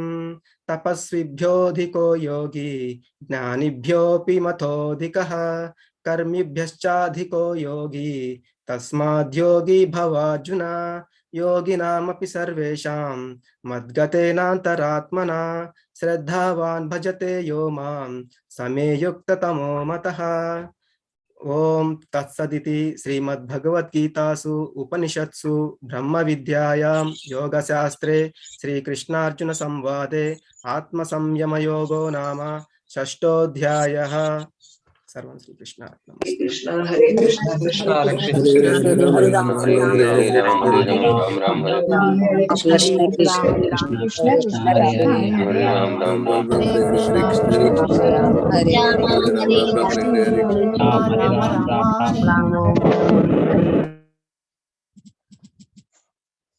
Harini Kakeri Mataji, Hare Krishna. Can you please unmute? हरे कृष्ण माता जी। Hare Krishna Mataji, please. सप्तमोऽध्यायः ज्ञान विज्ञान योगा। श्री भगवानुवाच मय्यासक्त मनां पार्थ योगं युञ्जन्मदाश्रयः असंशयं समग्रं मां यथा ज्ञास्यसि तच्छृणु। ज्ञानं तेऽहं सविज्ञानम् इदं वक्ष्याम्यशेतः यज्ञत्वा नेह भूयो ज्ञातव्यम् अवशिष्यते। मनुष्याणां सहस्रेषु कश्चिद्यतति सिद्धये यततामपि सिद्धानां कश्चिन्मां वेत्ति तत्त्वतः। भूमिरापो नलो वायुः खं मनो बुद्धिरेव च अहंकार इतीयं मे भिन्ना प्रकृतिरष्टधा। अपरेयम् इतस्वान्यं प्रकृतिं विधि मे परां जीवभूतां महाबाहो ययेदं धार्यते जगत्। एतद्योनीनि भूतानि सर्वाणीत्युपधारया अहं कृत्स्नस्य जगतः प्रभवः प्रलयस्तथा मत्तः परतरं नान्य किञ्चिदस्ति धनञ्जय। मयि सर्वमिदं प्रोतं सूत्रे मणिगणा इव। रसोऽहमप्सु कौन्तेय प्रभास्मि शशिसूर्ययोः प्रणवः सर्ववेदेषु शब्दः के पौरुषं नृषु। पुण्यो गन्धः पृथ्व्यां च तेजश्चास्मि विभवसु। जीवनं सर्वभूतेषु तपश्चास्मि तपस्विषु। बीजं मां सर्वभूतानां विद्धि पार्थ सनातनां बुद्धिर्बुद्धिमतामस्मि तेजस्तेजस्विनामहम्। बलं बलवतां चाहं कामरागविवर्जितं धर्मो विरुद्ध भूतेषु कामोऽस्मि भरतर्षभा। ये चैव सात्विका भावा राजसास्तामसाश्च ये मत्त एवेति तान् विद्धि नात्वहं तेषु ते मयि। त्रिभिर्गुणामयैर्भावैः एभिः सर्वमिदं जगत् मोहितं नाभिजानाति मामेभ्यः परमव्ययम् दैविहेष्या गुणमयी ममा माया दुरत्यया मामेव ये प्रपद्यन्ते मायावेतं तरन्ति ते न मां दुष्कृतिनो मूढः प्रपद्यन्ते नराधमाः मायाया परितज्ञाना आसुरं भवमाश्रिताः चतुर्विधा भजन्ते मां जनाः सुकृतिनोऽर्जुना आर्तो जिज्ञासुरार्थार्थी ज्ञानी च भरतर्षभा तेषां ज्ञानी नित्ययुक्तः एकभक्तिर्विशिष्यते प्रियो हि ज्ञानिनो अत्य अहं स च मम प्रिया उदारः सर्व एवैते ज्ञानी त्वात्वैव मे मतम् आस्थितः स हि युक्तात्मा मामेवानुत्तमां गतिम् बहुनां जन्मनामन्ते ज्ञानवान् मां प्रपद्यते वासुदेवः सर्वमिति समाहात्मा सुदुर्लभः कामैस्त्रैस्त्रैहृतज्ञानाः प्रपद्यन्ते अन्यदेवताः तं तं नियममस्थाय प्रकृत्या नियता स्वया यो यो यां यां तनुं भक्तः श्रद्धयार्चितुमिच्छति तस्य तस्याचलं श्रद्धां तामेवा विददाम्यहम् सतया श्रद्धया युक्तः तस्य आराधनमीहते लभते च ततः कामान् मयैव विहितान् हितान् अन्तवत्तु फलं तेषं तद्भवत्यल्पमेधसां देवान् देवयजो यान्ति मद्भक्ता यान्ति मामपि अव्यक्तं व्यक्तिमापन्नं मन्यन्ते माम अबुद्धयः परं भावम् अजानन्तो ममाव्यम् अनुत्तमं नाहं प्रकाश सर्वस्य योगमया समावृतः मूढोऽयम् अभिन जानाति लोको मामजमव्ययम् वेदाहं समतीतानि वर्तमानानि चार्जुन भविष्याणि च भूतानि मां तु वेद न कश्चन येषं त्वन्तगतं पापं जननां पुण्यकर्मणां ते द्वन्द्वमोहनिर्मुक्ता भजन्ते मां दृढव्रताः जरामरणमोक्षाय मामाश्रित्या यतन्ति ये ते ब्रह्म तद्विदुः कृत्स्नाम् अध्यात्मं कर्म चाखिलं साधिभूताधिदैवं मां साधियज्ञं च ये विदुः प्रयाणकालेऽपि च मां ते विदुर्युक्ता चेतसः ॐ सद्गतिति ॐ तत्सदिति श्रीमद्भगवद्गीतासु उपनिषत्सु ब्रह्मविद्यायां योगशास्त्रे श्रीकृष्णार्जुन संवादे ज्ञानविज्ञानयोगो नाम सप्तमोऽध्यायः हरे कृष्ण हरे कृष्ण हरे कृष्ण हरे राम हरे राम राम हरे हरे कृष्ण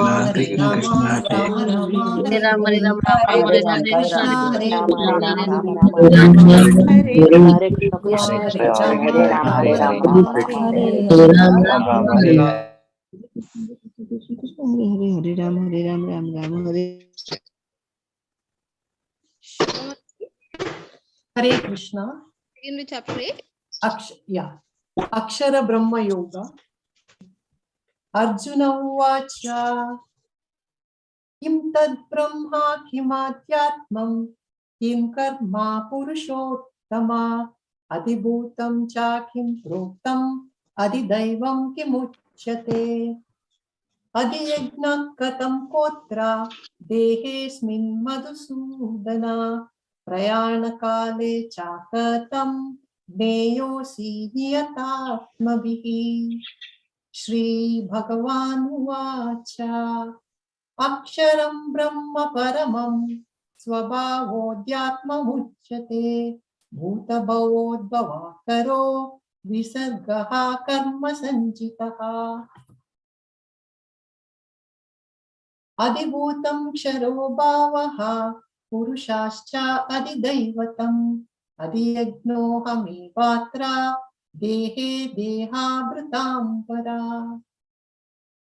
अन्तकाले च मामेव स्मरन् मुक्त्वा कलेवरं यः प्रयाति समद्भावं याति नास्यत्र संशयः यं यं वापि स्मरन् भावं त्यजत्यन्ते कलेवरं तं तमेवैति कौन्तेय सदा तद्भावभावितः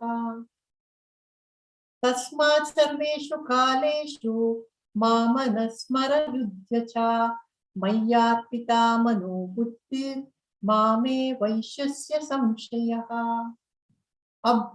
अभ्यासयोगयुक्तेन चेतसा नान्यगामिना परमं पुरुषं दिव्यं याति पार्थानुचिन्तयन् कविं पुराणम् अनुशासितारम् अणोरणीयं समनुस्मरेद्यः सर्वस्य दातारमचिन्त्य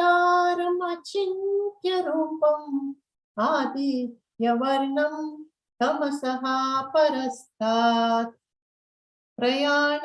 प्रयाणकाले मनसाचलेन भक्त्या युक्तो योगबलेन चैव भ्रुवो मध्ये प्राणामभावेश्य सम्यक् सतं परं पुरुषमुपैति दिव्यम् यदक्षरं वेदविदो वदन्ति विशन्ति यद्यतयो वितारकाः यदचिन्तो ब्रह्मचर्यं चरन्ति तत्ते पदं संग्रहेण प्रवक्ष्ये सर्वद्वाराणि संयम्य मनो हृदि निरुध्य च मूर्ध्यादायात्मनः प्राणम् आस्थितो योगधारणम् ओमित्येकाक्षरं ब्रह्मा व्याहरन् मामानुस्मरन् यः प्रयाति त्यजन् देहं स याति परमां गतिम् अनन्यचेतः सततं यो मां स्मरति नित्यशः तस्याहं सुलभः पार्थ नित्यायुक्तस्य योगिनः मामुपेत्य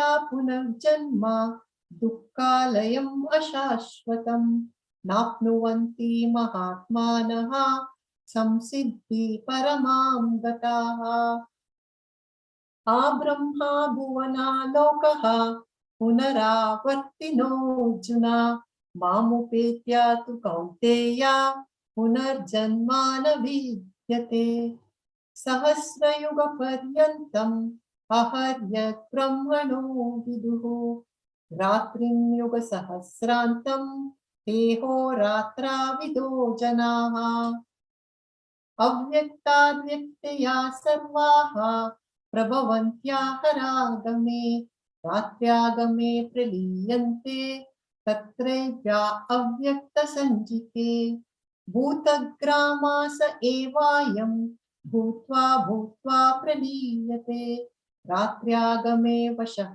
पार्थ प्रभवत्याहरागमे परस्तस्मात् भावोऽन्यो अव्यक्तो अव्यक्ता सनातनः यासा सर्वेषु भूतेषु नश्यत्सु न विनश्यति अव्यक्तोऽक्षर इत्युक्तं तमाहो परमां गतिं यं प्राप्य न निवर्तन्ते तद्धाम परमं मम पुरुषः सा परः पार्थ भक्त्या लभ्यस्तनन्यया यस्यान्तास्तानि भूतानि येन सर्वमिदं ततं यत्र काले त्वनावृत्तिम् आवृत्तिं चैव योगिनः प्रयाता यान्ति तं कालं वक्ष्यामि भरतर्षभ अग्निर्ज्योतिरः शुक्लः षण्मासा उत्तरायणम् तत्र प्रयाता गच्छन्ति ब्रह्मा ब्रह्मविदो जनाः धूमो रात्रिस्तथा कृष्णः षण्मासा दक्षिणायनम् तत्र चान्द्रमसं ज्योतिर्योगी प्राप्य निवर्तते शुक्लकृष्णे गते हेत्ये जगतः शाश्वते मते एकया यातिम् अनावृत्तिम् अन्यया आवर्तते पुनः नैते श्रुति पार्था जनान् योगी मुह्यति कश्चन तस्मात् सर्वेषु कालेषु योगयुक्तो भवार्जुन वेदेषु यज्ञेषु तपश्चु चैव दानेषु यत् पुण्यफलं प्रदिष्टम् अत्येति तत्सर्वैदं विदित्वा योगी परं स्थानमुपैति चात्यम् ओम तत्सत् इति श्रीमद्भगवद्गीतासु उपनिषत्सु ब्रह्मविद्याया योगशास्त्रे श्रीकृष्णार्जुन संवादे अक्षर ब्रह्मो योगो नाम अष्टमोऽध्यायः हरे कृष्णा कृष्ण कृष्ण हरे हरे हरे राम हरे राम राम राम हरे हरे हरे कृष्ण कृष्ण राम हरे हरे हरे राम हरे राम हरे राम राम राम हरे हरे हरे हरे कृष्ण कृष्ण कृष्ण हरे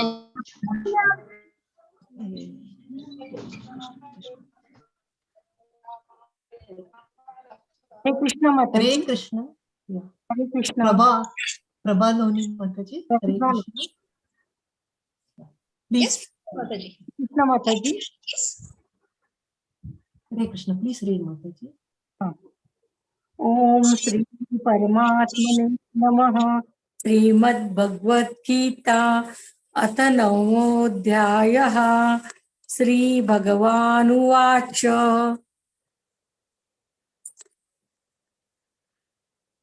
इदं तु ते गुह्यतमं प्रवक्ष्याम्यनसूयवे ज्ञानं विज्ञानसहितं यज्ञात्वा मोक्षसे शुभात् राजविद्या राजगुह्यं पवित्रमिदमुत्तमं प्रत्यक्षावगमं धर्म्यं सुसुखं कर्तुं व्ययम् अश्रद्धानापुरुषा धर्मस्यास्य परन्तप अप्राप्यमान निवर्तन्ते मृत्यु संसारवर्त्मनि मया तद्मिदं सर्वै जगद्व्यक्तमूर्तिनां मस्सानि सर्वभूतानि न चाहन्तेष्वस्थितः न च मस्तानि भूतानि पश्य मे योगमैश्वरम् भूतभृन्न च भूतस्थो ममात्मा भूतभावना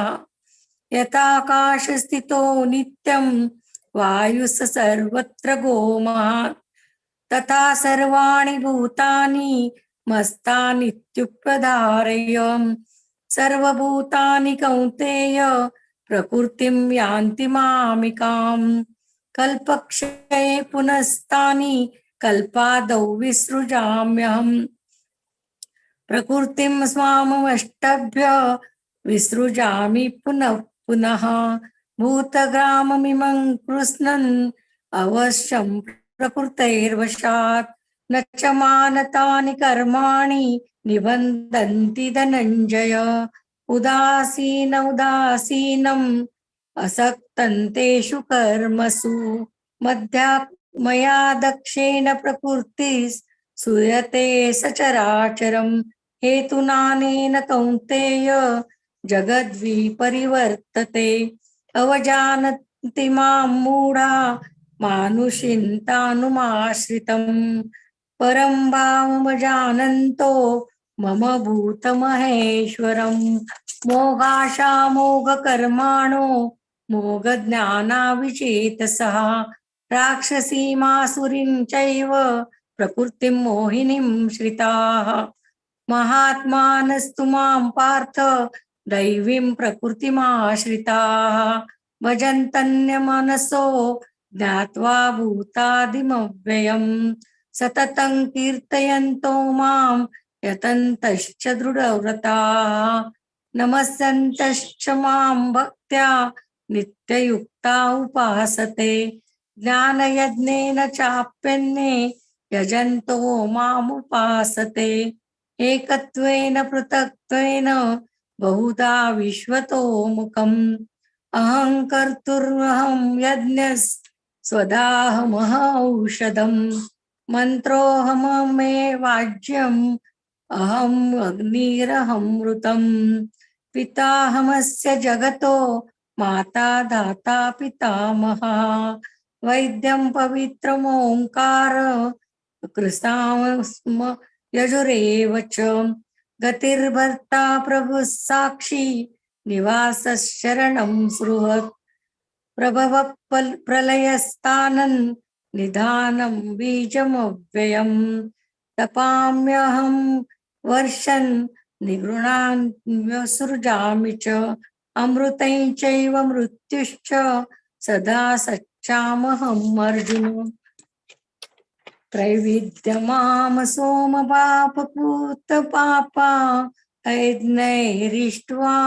स्वगतिं प्रार्थयन्ते ते पुण्यमासाद्य सुरेन्द्रलोकम् अश्नन्ति दिव्यान् दिवि देवभोगान् ते त्वं भुक्त्वा स्वर्गलोकं विशालं क्षीणे पुण्ये मर्त्यलोकं विशन्ति एवं त्रैधर्म मनुप्रपन्ना गतागतं कामकामा लभन्ते अनन्याश्चित्तयन्तो मां ये जना पर्युपासते तेषां नित्यभियुक्तानां योगक्षेमं वहाम्यहम् एप्यन्यदेवता भक्ता यजन्ते श्रद्धयान्विता ते अपि मामेव कौन्तेय यजन्त विधिपूर्वकम् अहं हि सर्वयज्ञानां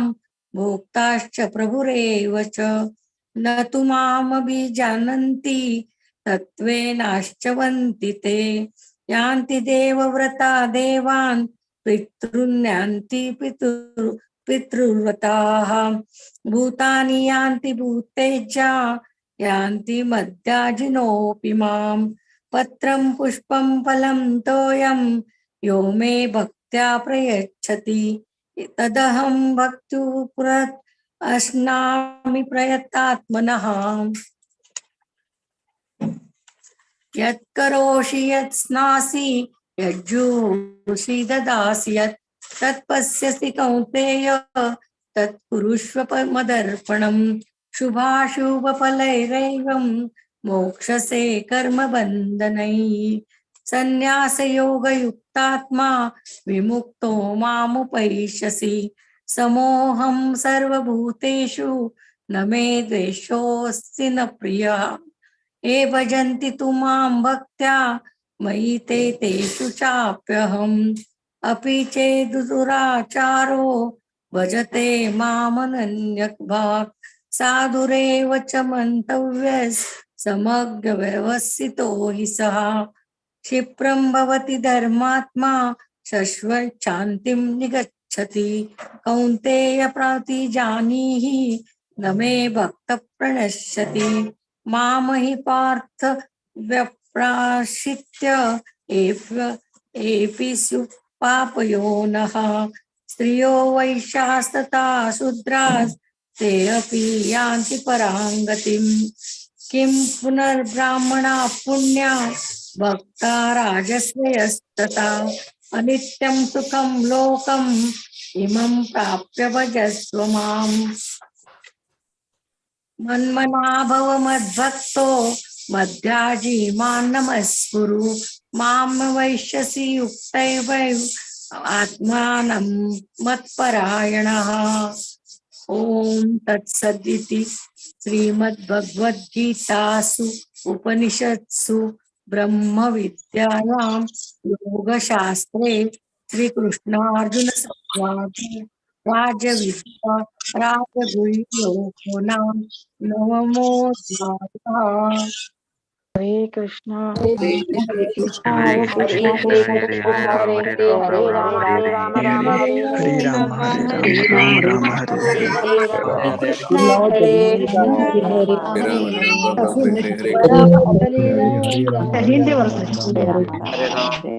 हरे हरे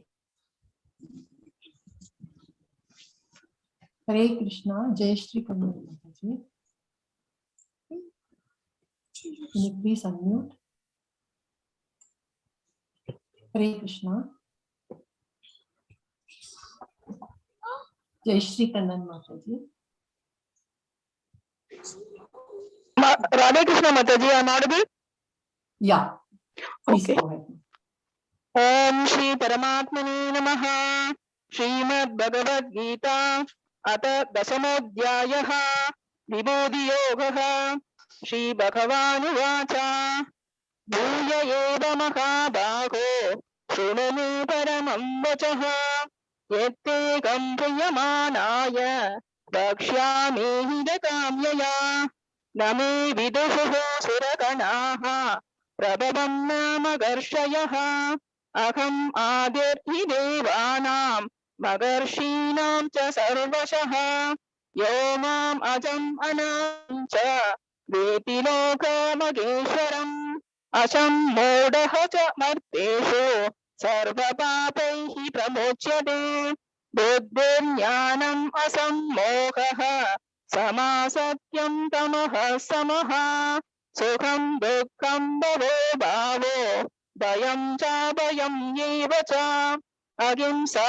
समदा दुष्टिर् तमोदानं यचो यजः भवन्ति भावा भूतानां मत्त एव पृथक्विताः मगर्षयः सप्त पूर्वे सद्वारो मनवस्तथा मद्भावा मानसा जाता येषां लोक इमा प्रजाः एतां विबोधिं योगं च मम यो वेति तत्त्वतः सोऽविकल्पेन योगेन युञ्जते नात्र संशयः अहं सर्वस्य प्रभवो मत्तः सर्वं प्रवर्तते इति मत्वा भजन्ते मां बुधा भावसमन्विताः मच्चित्ता मत्कदप्राणा बोधयन्तः परस्परं पदयन्त च मां नित्यं दुष्यन्ति च रमन्ति च तेषां सततयुक्तानां भजतां प्रीतिपूर्वकं तथामि बुद्धियोगं तं येन माम् उपयान्ति ते तेषाम् एवानुकम्पार्थम् अहम् अज्ञानजं तमः नाशयाम् आत्मभावस्तो ज्ञानदीपेन भास्वताम् अर्जुन उवाच परं ब्रह्म परं धाम पवित्रं परमं भवान् पुरुषं शाश्वतं नित्यम् आदिदेवम् अजं विभुम् आशु स्वां ऋषयः सर्वे देवर्षिर्नारदस्तथा असितो देवलो व्यासः स्वयं चैव प्रविशिमे सर्वम् एतत्कृतं मन्ये यन्मां वदसि केशव न हि ते भगवन् व्यक्त्यं विदुर्देवान् दानवाः स्वयं एवात्मनात्मानं वेदत्वं पुरुषोत्तम भूतभावन भूतेश देवदेव जगत्पदे वक्तुम् अर्हस्यशेषेण दिव्या है आत्मविभूतयः याभिर्विभूतिभिर्लोकान् इमां त्वां व्याप्य तिष्ठति कथं भित्यामहं योगिन् त्वां सदा परिचिन्तयन् येषु केषु च भावेषु चिन्तयोऽसि भगवन्मया विस्तरेणात्मनो योगं विबोधिं च जनार्दन भूयः कथय तृप्तिर्हि शृण्वदो नास्ति मे मृतम्। श्रीभगवानुवाच हन्तते कथयिष्यामि दिव्या है आत्मविभूतयः प्राधान्यतः गुरुश्रेष्ठ नास्तत् अन्तो विस्तरस्य मे। अहम् आत्मा गुडाकेश सर्वभूताशयस्थितः अहम् आदिश्च मध्यं च भूतानाम् अन्त एव च। आदित्यानाम् हगम् विष्णोर्ज्योतिषां रविरंशुमान् मरीचिर्मरुतामंसि नक्षत्राणाम् हगम् शशि। वेदानां सामवेदोऽस्मि देवानाम् अस्मि वासवः इन्द्रियाणां मनस्सास्मि भूतानाम् अस्मि चेतना। रुद्राणां शङ्करस्सास्मि विस्तरेषु यक्षरक्षसां वसूनां भागवस्सास्मि मेरुः श्रीकरिनामकम्। पुरोदशां च मुख्यं मां वित्ति पार्थ बृहस्पतिम् सेनानीनां हकं स्कन्दः सरसाम् अस्मि सागरः महर्षीणां प्रभुर् अहम् गिराम् अस्मम् एकमक्षरम् यज्ञानां जपयज्ञोऽस्मि स्थावराणाम् हिमालयः अश्वत्थः सर्ववृक्षाणां देवर्षीणां च नारदः गन्धर्वाणां चित्ररथः चित्तानां कपिलो मुनिः उज्जैश्वशम् अश्वानां वित्ति माम् अमृतोद्भवम् ऐरावतं गजेन्द्राणां नराणां च नराधिपम् आयुधानां हकं वज्रं धेनूनाम् अस्मि कामदो रजनस्सास्मि कन्दर्पः सर्पाणामस्मि वासुकिः सर्पाणामस्मि वासुकिः अनन्तस्सास्मि नागानां वरुणो यादसामकम् पितॄणाम् अर्यमासास्मि यमः संयमधामकम् प्रकलादस्सास्मि दैत्यानां कालः कलयतामकम् मृगाणां च मृगेन्द्रोऽहम् वैनदेयश्च भक्षिणाम्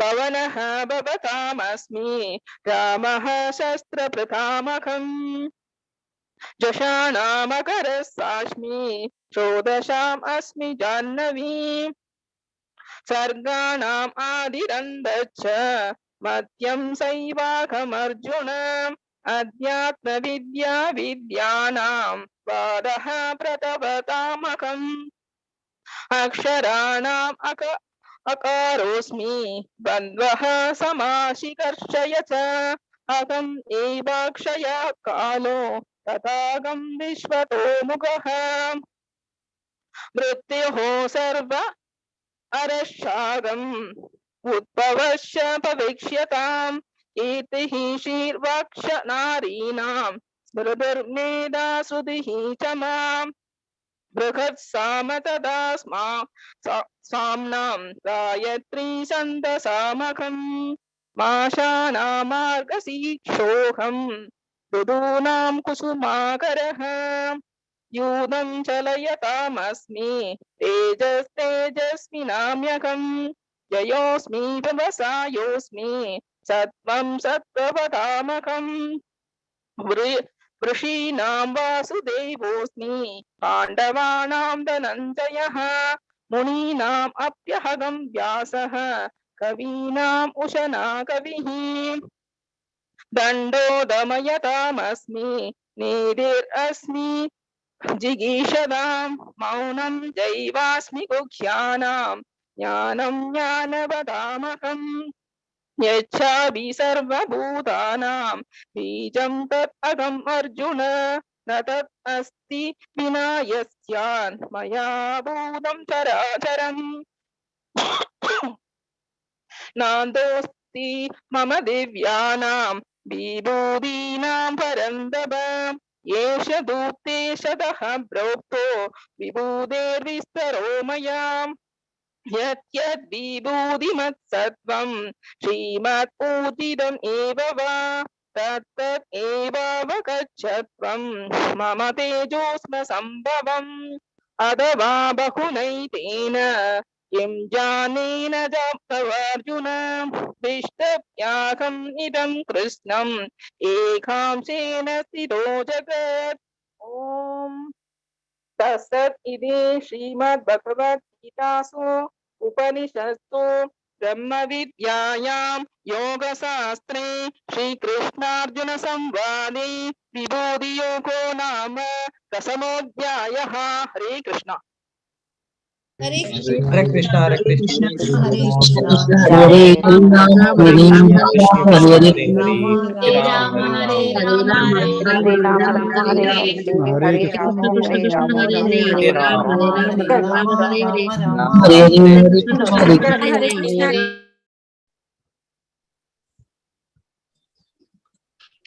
Krishnaveni Mataji, can you please unmute? Hare Krishna. Krishnaveni Om Mataji. Shri परमात्मने नमः। अत एकादशोऽध्यायः विश्वरूपदर्शनयोगः।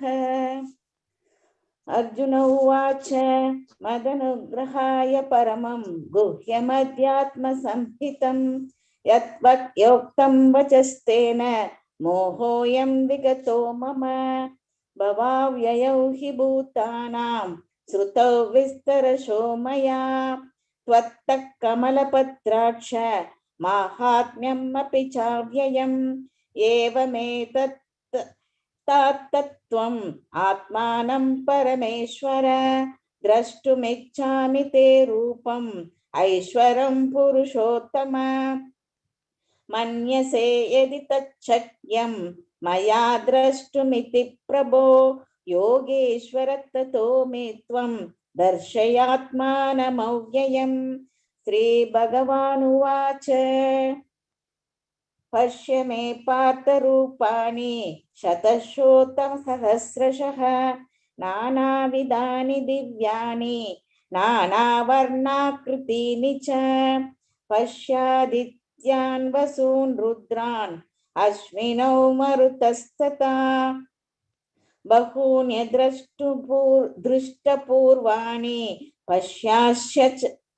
पश्याश्चर्याणि भारत इहैकस्तं जगत्कृष्णं पश्याद्य सचराचरं मम देहे गुडाकेश यच्चान्यद्रष्टुमिच्छसि न तु मां शक्यसे द्रष्टुम् अनेनैव स्वचक्षुषा दिव्यं ददामि ते चक्षुः पश्य मे योगमैश्वरम्।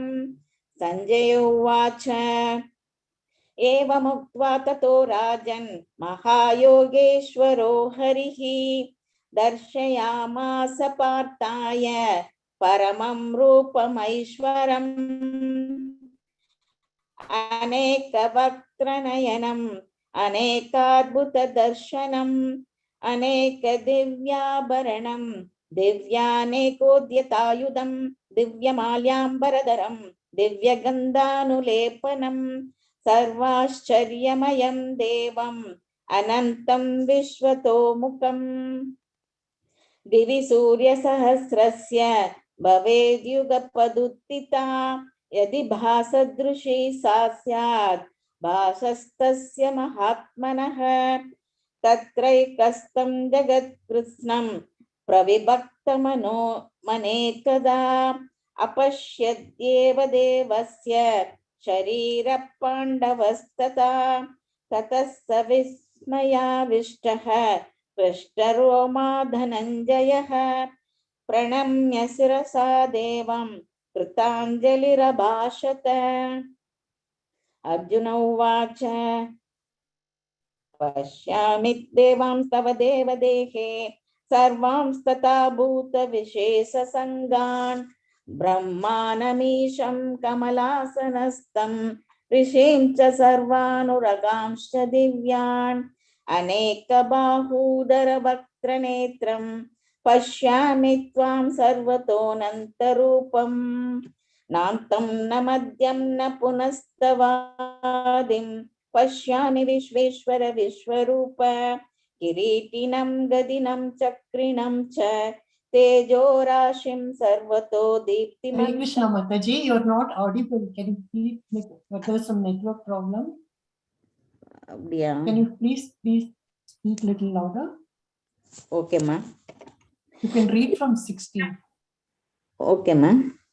किरीटिनं गदिनं चक्रिणं च तेजोराशिं सर्वतो दीप्तिमन्तं पश्यामि त्वां दुर्निरीक्ष्यं समन्ताः दीप्तानलार्कद्युतिमप्रमेयं त्वमक्षरं परमं वेदितव्यं त्वमस्य विश्वस्य परं निधानं त्वमव्ययः शाश्वतधर्मगोप्ताः सनातनस्त्वं पुरुषो मतो मे अनादिमध्यान्तमनन्तवीर्यम् अनन्तबाहुं शशिसूर्यनेत्रं पश्यामि त्वां दीप्तहुताशवक्त्रं स्वतेजसा विश्वमिदं तपन्तम् द्यावा पृथिव्योरिदमन्तरं हि व्याप्तं त्वयैकेन दिशश्च सर्वाः दृष्ट्वानद्भुतं रूपमुग्रं तवेदं लोकत्रयं प्रव्यतितं महात्मन् अमीहि त्वां सुरसङ्गा विशन्ति. Hare Krishna Mataji, still there is not audible properly. அப்படியா? சரிம்மா, வேற யாரும் வாசிப்பாங்களா? எனக்கு சரியா. Hare Krishna. Hold the please speak closer, Mataji. Closer to mouth, please. Oh, slow. अमीहि त्वां सुरसङ्गा विशन्ति केचिद् भीता प्राजलयो गृह्णन्ति स्वस्तीत्युक्त्वा महर्षि सिद्धसङ्गाः स्तुवन्ति त्वां स्तुतिभिः पुष्कलाभिः. Now audible, ma? Yes, Mataji, please go ahead. Okay, ma. रुद्रादित्या वसवो ये च साध्या विश्वेश्विनो मरुतश्च चोष्मपाश्च गन्धर्वयक्षासुरसिद्धसङ्गाः वीक्षन्ते त्वां विस्मिताश्चैव सर्वे रूपं महत्ते बहुवक्त्रनेत्रं महाबाहुरुपादं बहुदरं बहुदंष्ट्राकरालं दृष्ट्वा लोका प्रव्यतितास्तताहं नभस्पृशं दीप्तमनेकवर्णं व्यात्ताननं दीप्तविशालनेत्रं दृष्ट्वा हि त्वां प्रव्यतितान्तरात्मा धृतिं न विन्दामि शमं च विष्णो द्रंष्ट्राकरालानि च ते मुखानि दृष्टैवैव कालानलसन्निभानि दिशो न जाने न लभे च शर्म प्रसीद देवेश जगन्निवास अमी च त्वां धृतराष्ट्रस्य पुत्राः सर्वे सहैवावनिपालय संगैः भीष्मो द्रोणसूतपुत्रस्तथासौ सहास्मदीयैरपि योधमुख्यैः वक्त्राणि ते त्वरमाना विशन्ति दंष्ट्राकरालानि भयानकानि केचिद् विलग्ना दशानान्तरेषु सदृश्यन्ते चूर्णे तरुत्तामङ्गैः यथा नदीनां बहवोऽम्बुवेगाः समुद्रमेवाभिमुखा द्रवन्ति तथा तवामि नरलोकवीराः विशन्ति वक्त्राण्यभिज्वलन्ति यथा प्रदीप्तं ज्वलनं पतङ्गाः विशन्ति नाशाय समृद्धवेगाः तथैव नाशाय विशन्ति लोकाः स्तवापि वक्त्राणि समृद्धवेगाः लेलिह्यसे ग्रसमान समन्तात् लोकान् समग्रान् वदनैज्ज्वलद्भिः तेजोभिर् रापूर्य जगत् समग्रं भासत्तवे ओग्राः प्रतिपन्ति विष्णो आख्याहि मे को भवानुग्र रूपो नमोस्तु ते देववर प्रसीद विज्ञातुमिच्छामि भवन्तमाद्यं न हि प्रजानामि तव स प्रवृत्तिं श्री भगवानुवाच कालोऽस्मि लोकक्षयकृत् प्रवृद्धो लोकान् समाहर्तुमिह प्रवृत्तः ऋतेऽपि त्वां न भविष्यन्ति सर्वे एव स्थिता प्रत्यनीकेषु योधाः तस्मात् त्वमुत्तिष्ठ यशो लभस्व जित्वा शत्रून् भुङ्क्ष्व राज्यं समृद्धं मयैवैते निहता पूर्वमेव निमित्तमात्रं भव सव्यसाचिन् द्रोणं च भीष्मं च जयद्रथं च कर्णं तथान्यानपि योधवीरान् मया हतांस्त्वं जहिमा व्यतिष्ठाः युध्यस्व जेतासि रणे सपत्नान् संजय उवाच एतत् श्रुत्वा वचनं केशवस्य कृताञ्जलिर्वेपमान किरीटी नमस्कृत्वा भूय एवाह कृष्णं सगद्गदं भीत प्रणम्य अर्जुन उवाच स्थाने ऋषिकेश तव प्रकृत्या जगत्प्रहर्षत्यनुरज्यते च रक्षांसि भीतानि दिशो द्रवन्ति सर्वे नमस्यन्ति च सिद्धसङ्गाः कस्माच्च तेन नमरेन्महात्मन् गरीयसे ब्रह्मणोऽप्यधिकर्त्रे अनन्तदेवेश जगन्निवास त्वमक्षरं सदसत्तत्परं यत् त्वमादिदेव पुरुषः पुराणः त्वमस्य विश्वस्य परं निदानं वेत्तासि वेद्यं च परं च धाम त्वया ततं विश्वमनन्तरूप वायुर्यमोऽग्निवरुणः शशाङ्कः प्रजापतिस्त्वं प्रपितामहश्च नमो नमोऽस्तु तेस्तु सहस्रकृत्वः पुनश्च भूयोऽपि नमो नमस्ते नमः पुरस्ताददत्त पृष्ठतस्ते नमोऽस्तु ते सर्वत एव सर्व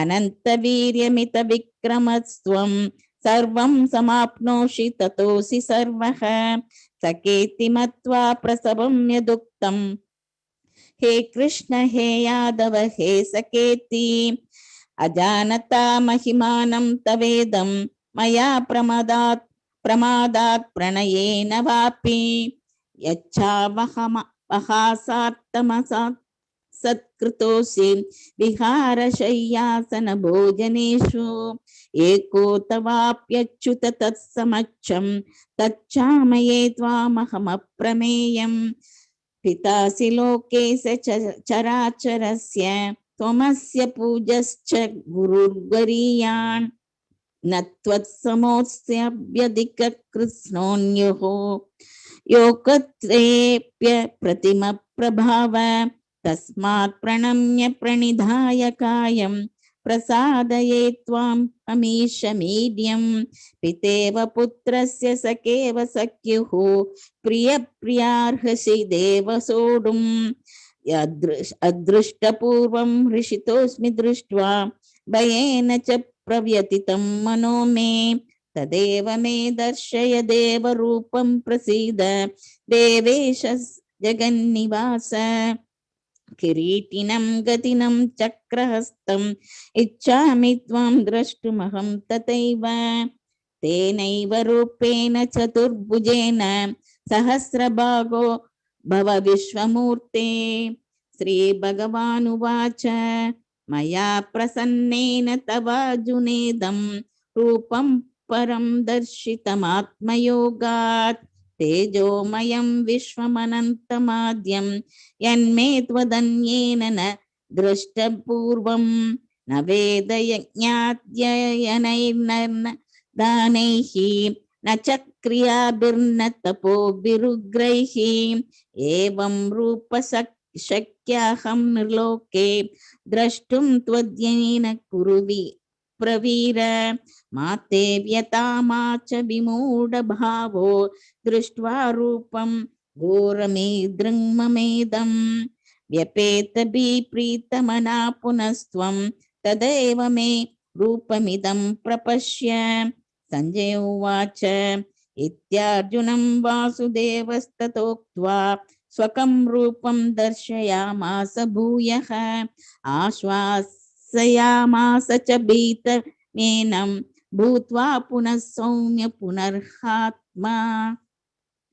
अर्जुन उवाच दृष्टवेदं मानुषं रूपं तव सौम्यं जनार्दन इदानीम् अस्म्य संवृत्तः सचेता प्रकृतिं गतः। श्रीभगवानुवाच सुदुर्दर्शमिदं रूपं दृष्टवानसि यन्मम देवाप्यस्य रूपस्य नित्यं दर्शनकाङ्क्षिणः नाहं वेदेन तपसा न दानेन च चेज्यया शक्यम् एवं विद्यो द्रष्टुं दृष्टमानसि मां यथा भक्त्या त्वनन्यया शक्य अहमेवं विदोऽर्जुन ज्ञातुं द्रष्टुं च तत्त्वेन प्रवेष्टुं च परन्तप मत्कर्म कृन्मत्परमो मद्भक्तः संगवर्जितः निर्वैर सर्वभूतेषु यः स मामेति पाण्डव। ओम तत्सत् इति श्रीमद्भगवद्गीतासु उपनिषत्सु ब्रह्म विद्यायां योगशास्त्रे श्रीकृष्णार्जुन संवादे विश्वरूपदर्शन योगो नाम एकादशोऽध्यायः। हरे कृष्णा हरे कृष्णा कृष्ण कृष्ण राम हरे हरे हरे हरे राम हरे हरे राम हरे राम हरे राम हरे हरे राम हरे। हरे राम राम राम राम राम हरे हरे राम राम हरे हरे हरे हरे राम हरे राम राम हरे हरे राम राम राम राम हरे राम हरे राम राम राम भगवते वासुदेवाय। ओम नमो हरे कृष्णा चैप्टर 12 स्मिता माताजी स्मिता माता हरे कृष्णा। ओम श्री परमात्मने नमः। अथ द्वादशोऽध्यायः भक्तियोगः। अर्जुन उवाच एवं सततयुक्ता ये भक्तास्त्वां पर्युपासते ये चापक्षरम् अव्यक्तं तेषां के योगवित्तमा। श्रीभगवानुवाच मय्यावेश्ये मनो ये मां नित्ययुक्ता उपासते श्रद्धया पर्योपेता ते मे युक्ततमा मता। ये त्वक्षरम् अनिर्देशम् अव्यक्तं पर्युपासते सर्वत्र गम अचिन्त्यं च कूटस्थम् अचलं ध्रुवम् सन्नियम्येन्द्रियग्रामं सर्वत्र समबुद्धयः ते प्राप्नुवन्ति मामेव सर्वभूतहिते रता।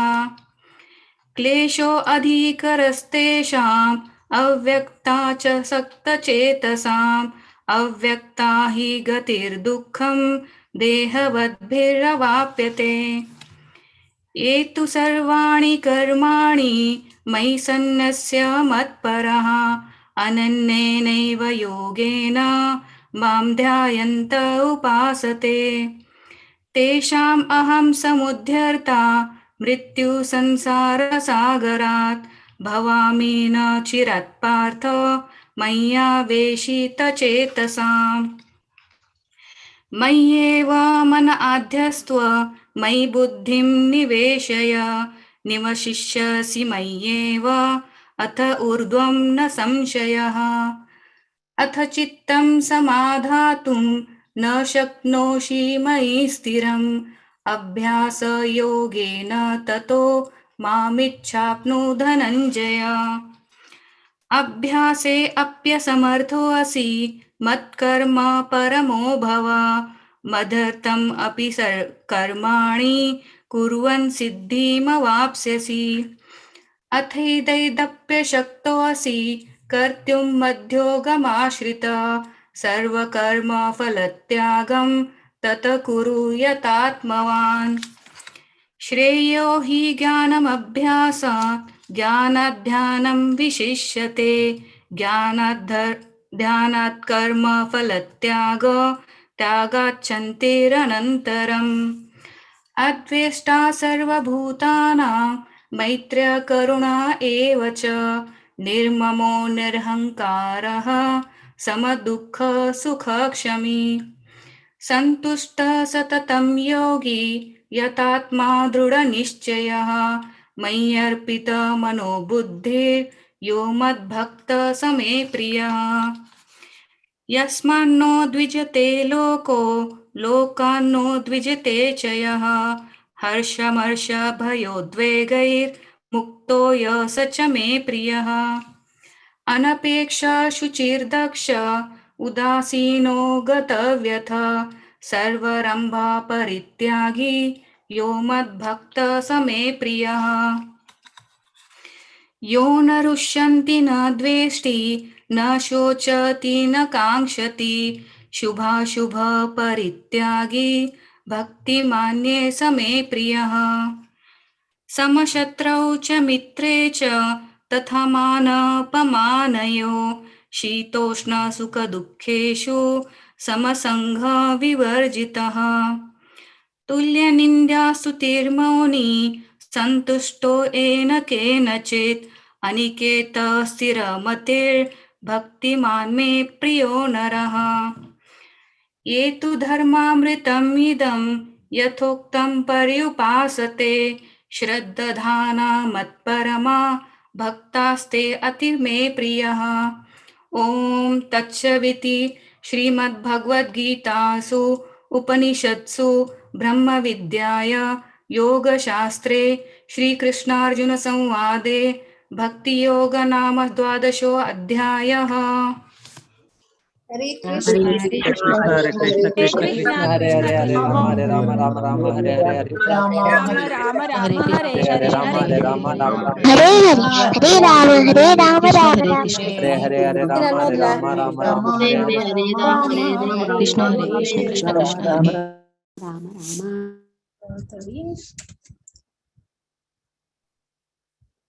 Chapter 13. Hare Krishna. Parvati Mataji.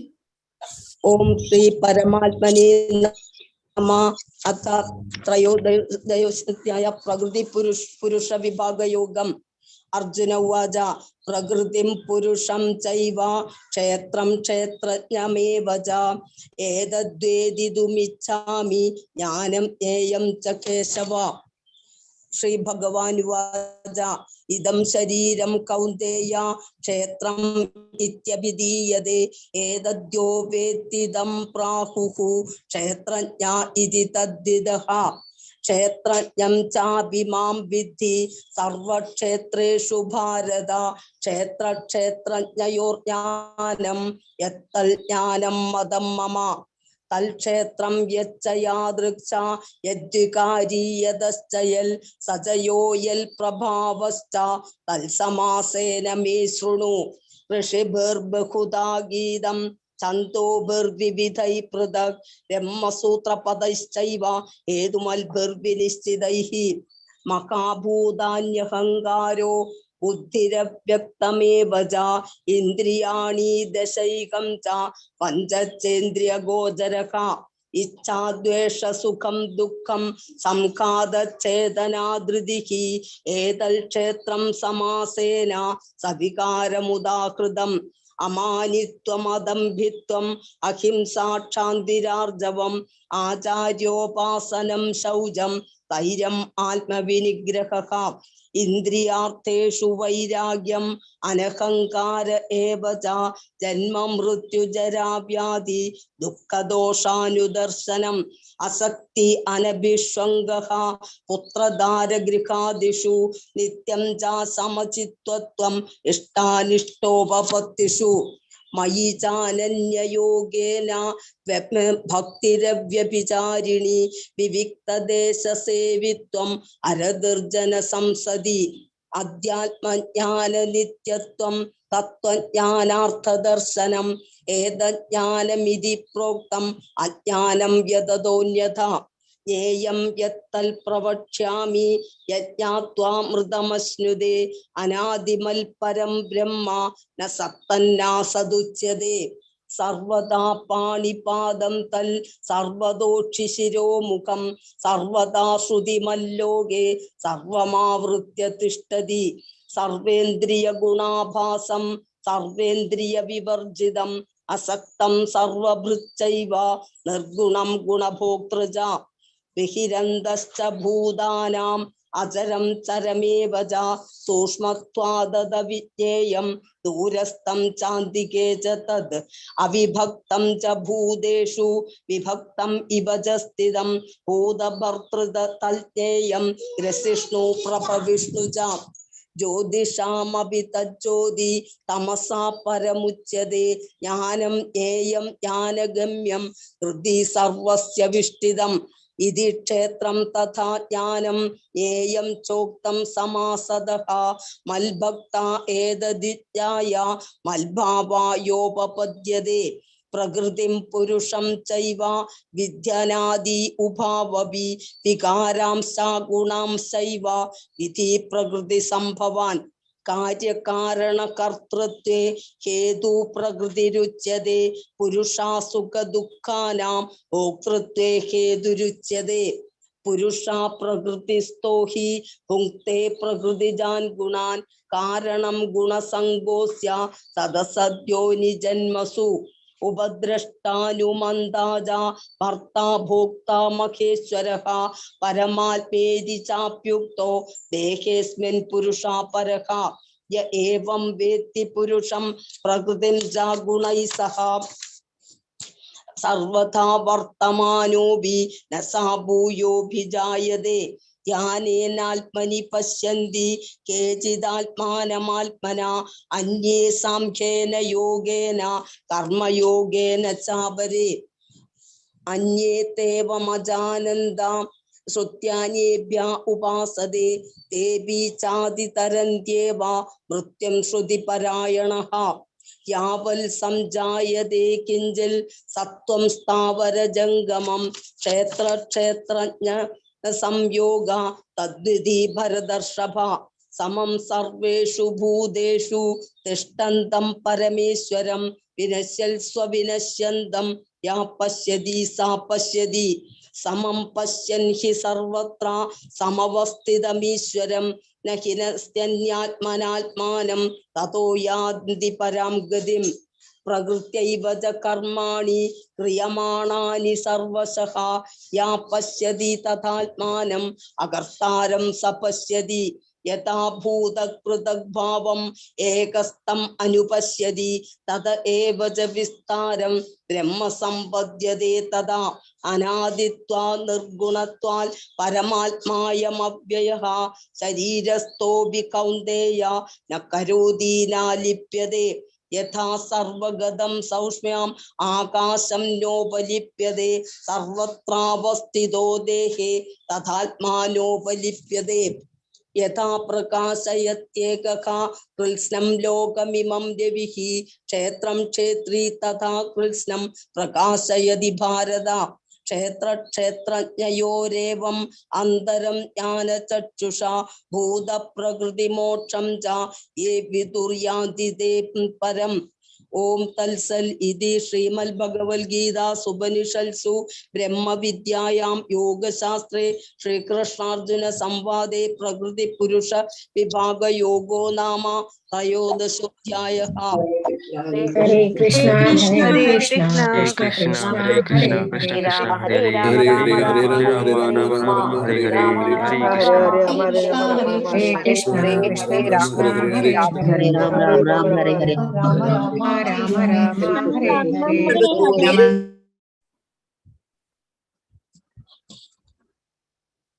Hare Krishna, Surya Kuttan Prabhuji, chapter 14. हरे कृष्ण माताजी. हरे कृष्ण. गुणत्रय विभाग योगम अद चतुर्दशोऽध्यायः.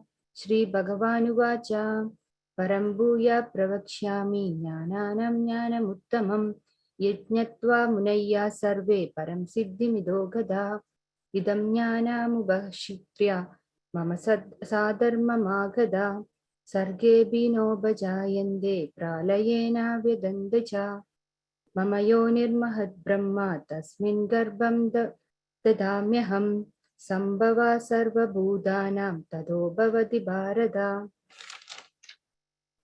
सर्वयोनिषु कौन्तेय मूर्तया सम्भवन्ति या तासं ब्रह्म महद्योनिरहं बीजप्रदापिता सत्वं रजस्तमायेति गुणा प्रकृतिसम्भवा निबध्नन्ति महाबाहो देहि देहिनमव्ययम् तत्र सत्वं निर्मलात्वात् प्रकाशागामनामयम् सुखसङ्गेन बध्नाति ज्ञानसङ्गेन चानघ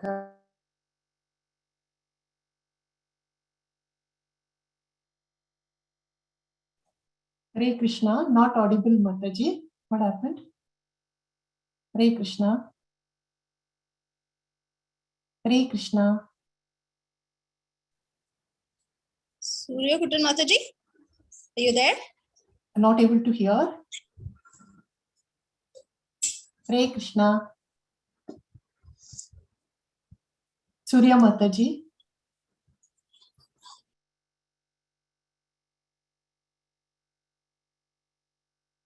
What happened? Network problem, looks like. Hare Krishna. Surya Mataji.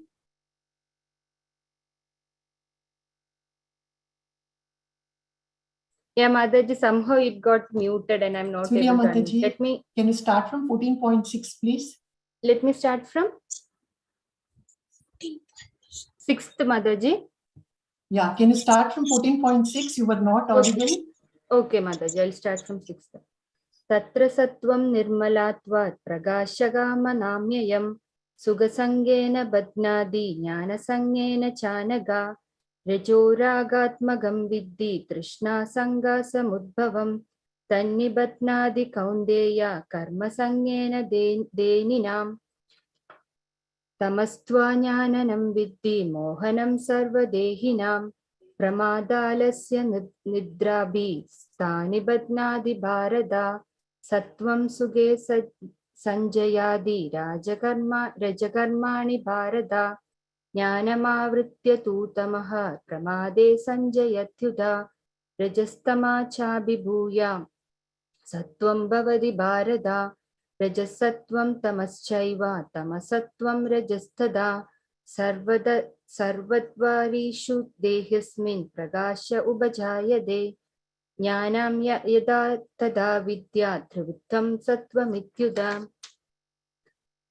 Lobha pravrittirarambha karmana mama spriha rajasyeda naijayande vivrude bharadashrabha aprakasho pravrittischa pramado moha evacha tamasyetani jayande vrite kuru nandana yada sattve pravrittetu pralayam yadi dehabrit tadottama vidham loga namalan pradipadyate rajasi pralayam gatva karma sangishu jayade tada pralinas stammasi mudhayonishu jayade karmana sugrdasyahu satvigam nirmalam phalam rajastastu phalam dukkha majnanam tamasah phalam Sattvat samjayade jnanam rajaso lobha evacha pramadamo hau tamaso bhavato jnanam evacha urdvam gacchandi sattvasta madhye tishtandi rajasa jaganya guna vrittista adho gacchandi tamasa nanyam gunebhya kartaram yada drishtanu Gunebhyascha param vetti madbhavam sodhi gacchandi gunanedana tityatrin tehe dehasmutbhavan janma mrityu jara durgai vimukto mridamashnude Arjuno vacha kairlingai strin gunaneda nadido bhavadi prabho kimacharaha kadam chaitam Strin gunanadi vartade Shri भगवानुवाच प्रकाशं च प्रवृत्तिं च मोहमेवाच पाण्डव न द्वेष्टि सम्प्रवृत्तानि न निवृत्तानि काङ्क्षति दासीनो गुणैर्यानो च विचाल्यते गुणावर्तन्त इत्येव योवदिष्टादिनेङ्गदे समादुःखा सुखा स्वस्था समालोष्टास्मकाञ्जना तुल्या प्रिया प्रियो धीरा स्तुल्या निन्दात्म संस्तुति मानापमान योस्तुल्या स्तुल्यो मित्रारिपक्षयो सर्वारंभ परित्यागे गुणातीता स उच्यते मां च यो व्यभिचारिणि भक्तियोगेन सेवते स गुणान् समाधीत्यादान्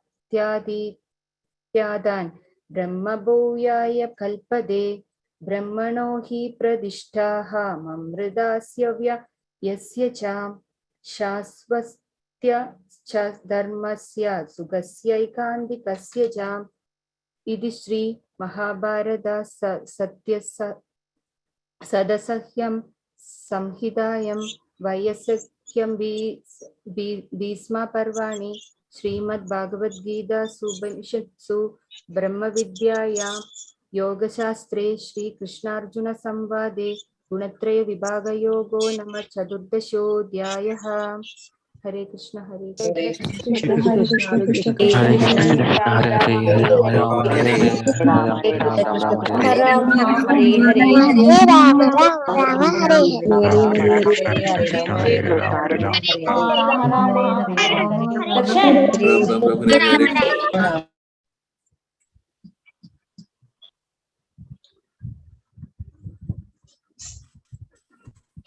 हरे कृष्णा माता जी। यस कंचन माता जी। हाँ, हरे कृष्णा। वसुदेव सुतं देवं कंसचाणूरमर्दनं देवकी परमानन्दं कृष्णं वन्दे जगद्गुरुम्। ओम श्री परमात्मने नमः। श्रीमद्भगवद्गीता अथ पंचदशोऽध्यायः। श्री भगवानुवाच ऊर्ध्वमूलमधः शाखम् अश्वत्थं प्राहुरव्ययम् छन्दांसि यस्य पर्णानि यस्तं वेद स वेदवित् अदक्षोर्ध्वं प्रसृतास्तस्य शाखा गुणप्रवृद्धा विषयप्रवालाः अधश्च मूलान्यनुसन्ततानि कर्मानुबन्धीनि मनुष्यलोके न रूपमस्येह ततोपलभ्यते नान्तो न चार्दीर्न च सम्प्रतिष्ठा अश्वत्थमेनं सुविरूढमूलम् असङ्गशस्त्रेण दृढेन चित्वा ततः पदं तत्परिमार्गतव्यं यस्मिन् गता न निवर्तन्ति भूयः तमेव चाद्यं पुरुषं प्रपद्ये यतः प्रवृत्तिः प्रसृता पुराणी निर्मानमोहाजितसङ्गदोषा अध्यात्मनित्या विनिवृत्तकामाः द्वन्द्वैर्विमुक्ताः सुखदुःखसंज्ञैर्गच्छन्त्यमूढाः पदमव्ययन्तत् न तद्भासयते सूर्यो न शशाङ्को न पावकः यद्गत्वा न निवर्तन्ते तद्धाम परमं मम ममैवांशो जीवलोके जीवभूतः सनातनः मनःषष्ठानीन्द्रियाणि प्रकृतिस्थानि कर्षति शरीरं यदवाप्नोति यच्चाप्युत्क्रामतीश्वरः गृहीत्वैतानि संयाति वायुर्गन्धानि वाशयात् श्रोत्रं चक्षुस्पर्शनं च रसनं घ्राणमेव च अधिष्ठाय मनश्चायं विषयानुपसेवते उत्क्रामन्तं स्थितं वापि भुञ्जानं वा गुणान्वितं विमूढानानुपश्यन्ति पश्यन्ति ज्ञानचक्षुषः यतन्तो योगिनश्चैनं पश्यन्त्यात्मन्यवस्थितं यतन्त्योऽप्यकृतात्मानो नैनं पश्यन्त्यचेतसः यदादित्यगतं तेजो जगद्भासयतेऽखिलं यच्चन्द्रमसि यच्चाग्नौ तत्तेजो विद्धि मामकम् गामाविश्य च भूतानि धारयाम्यहमोजसा पुष्णामि चौषधिः सर्वास् सोमो भूत्वा रसात्मकः अहं वैश्वानरो भूत्वा प्राणिनां देहमाश्रितः प्राणापानसमायुक्तः पचाम्यन्नं चतुर्विधम् सर्वस्य चाहं हृदि सन्निविष्टो मत्तस्मृतिर्ज्ञानमपोहनं च वेदैश्च सर्वैरहमेव वेद्यो वेदान्तकृद्वेदविदेव चाहं द्वामिमो पुरुषो लोके क्षरश्चाक्षर एव च क्षरः सर्वाणि भूतानि कूटस्थोऽक्षर उच्यते उत्तमः पुरुषस्त्वन्यः परमात्मेत्युदाहृतः यो लोकत्रयमाविश्य बिभर्त्यव्यय ईश्वरः यस्मात्क्षरमतीतोऽहम् अक्षरादपि चोत्तमः अतोऽस्मि लोके वेदे च प्रतितः पुरुषोत्तमः यो मामेवमसम्मूढो जानाति पुरुषोत्तमं स सद्विद्भजति स सर्वविद्भजति मां सर्वभावेन भारत इति गुह्यतं शास्त्रम् इदमुक्तं मया नघ एतद्बुद्ध्वा बुद्धिमान् स्यात् कृतकृत्यश्च भारत ओम तत्सदिति श्रीमद्भगवद्गीतासु उपनिषत्सु ब्रह्म विद्यायां योगशास्त्रे श्रीकृष्णार्जुन संवादे पुरुषोत्तमयोगो नाम पंचदशोऽध्यायः। हरे कृष्ण हरे राम हरे राम राम राम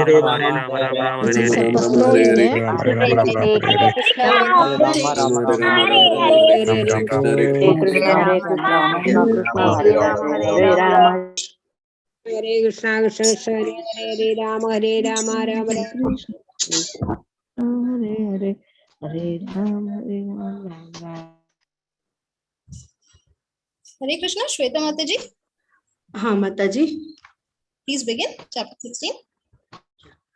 ओम श्री कृष्ण परब्रह्मणे नमः। श्रीमद्भगवद्गीता अथा षोडशोऽध्यायः। दैवासुर सम्पद्विभागयोगः।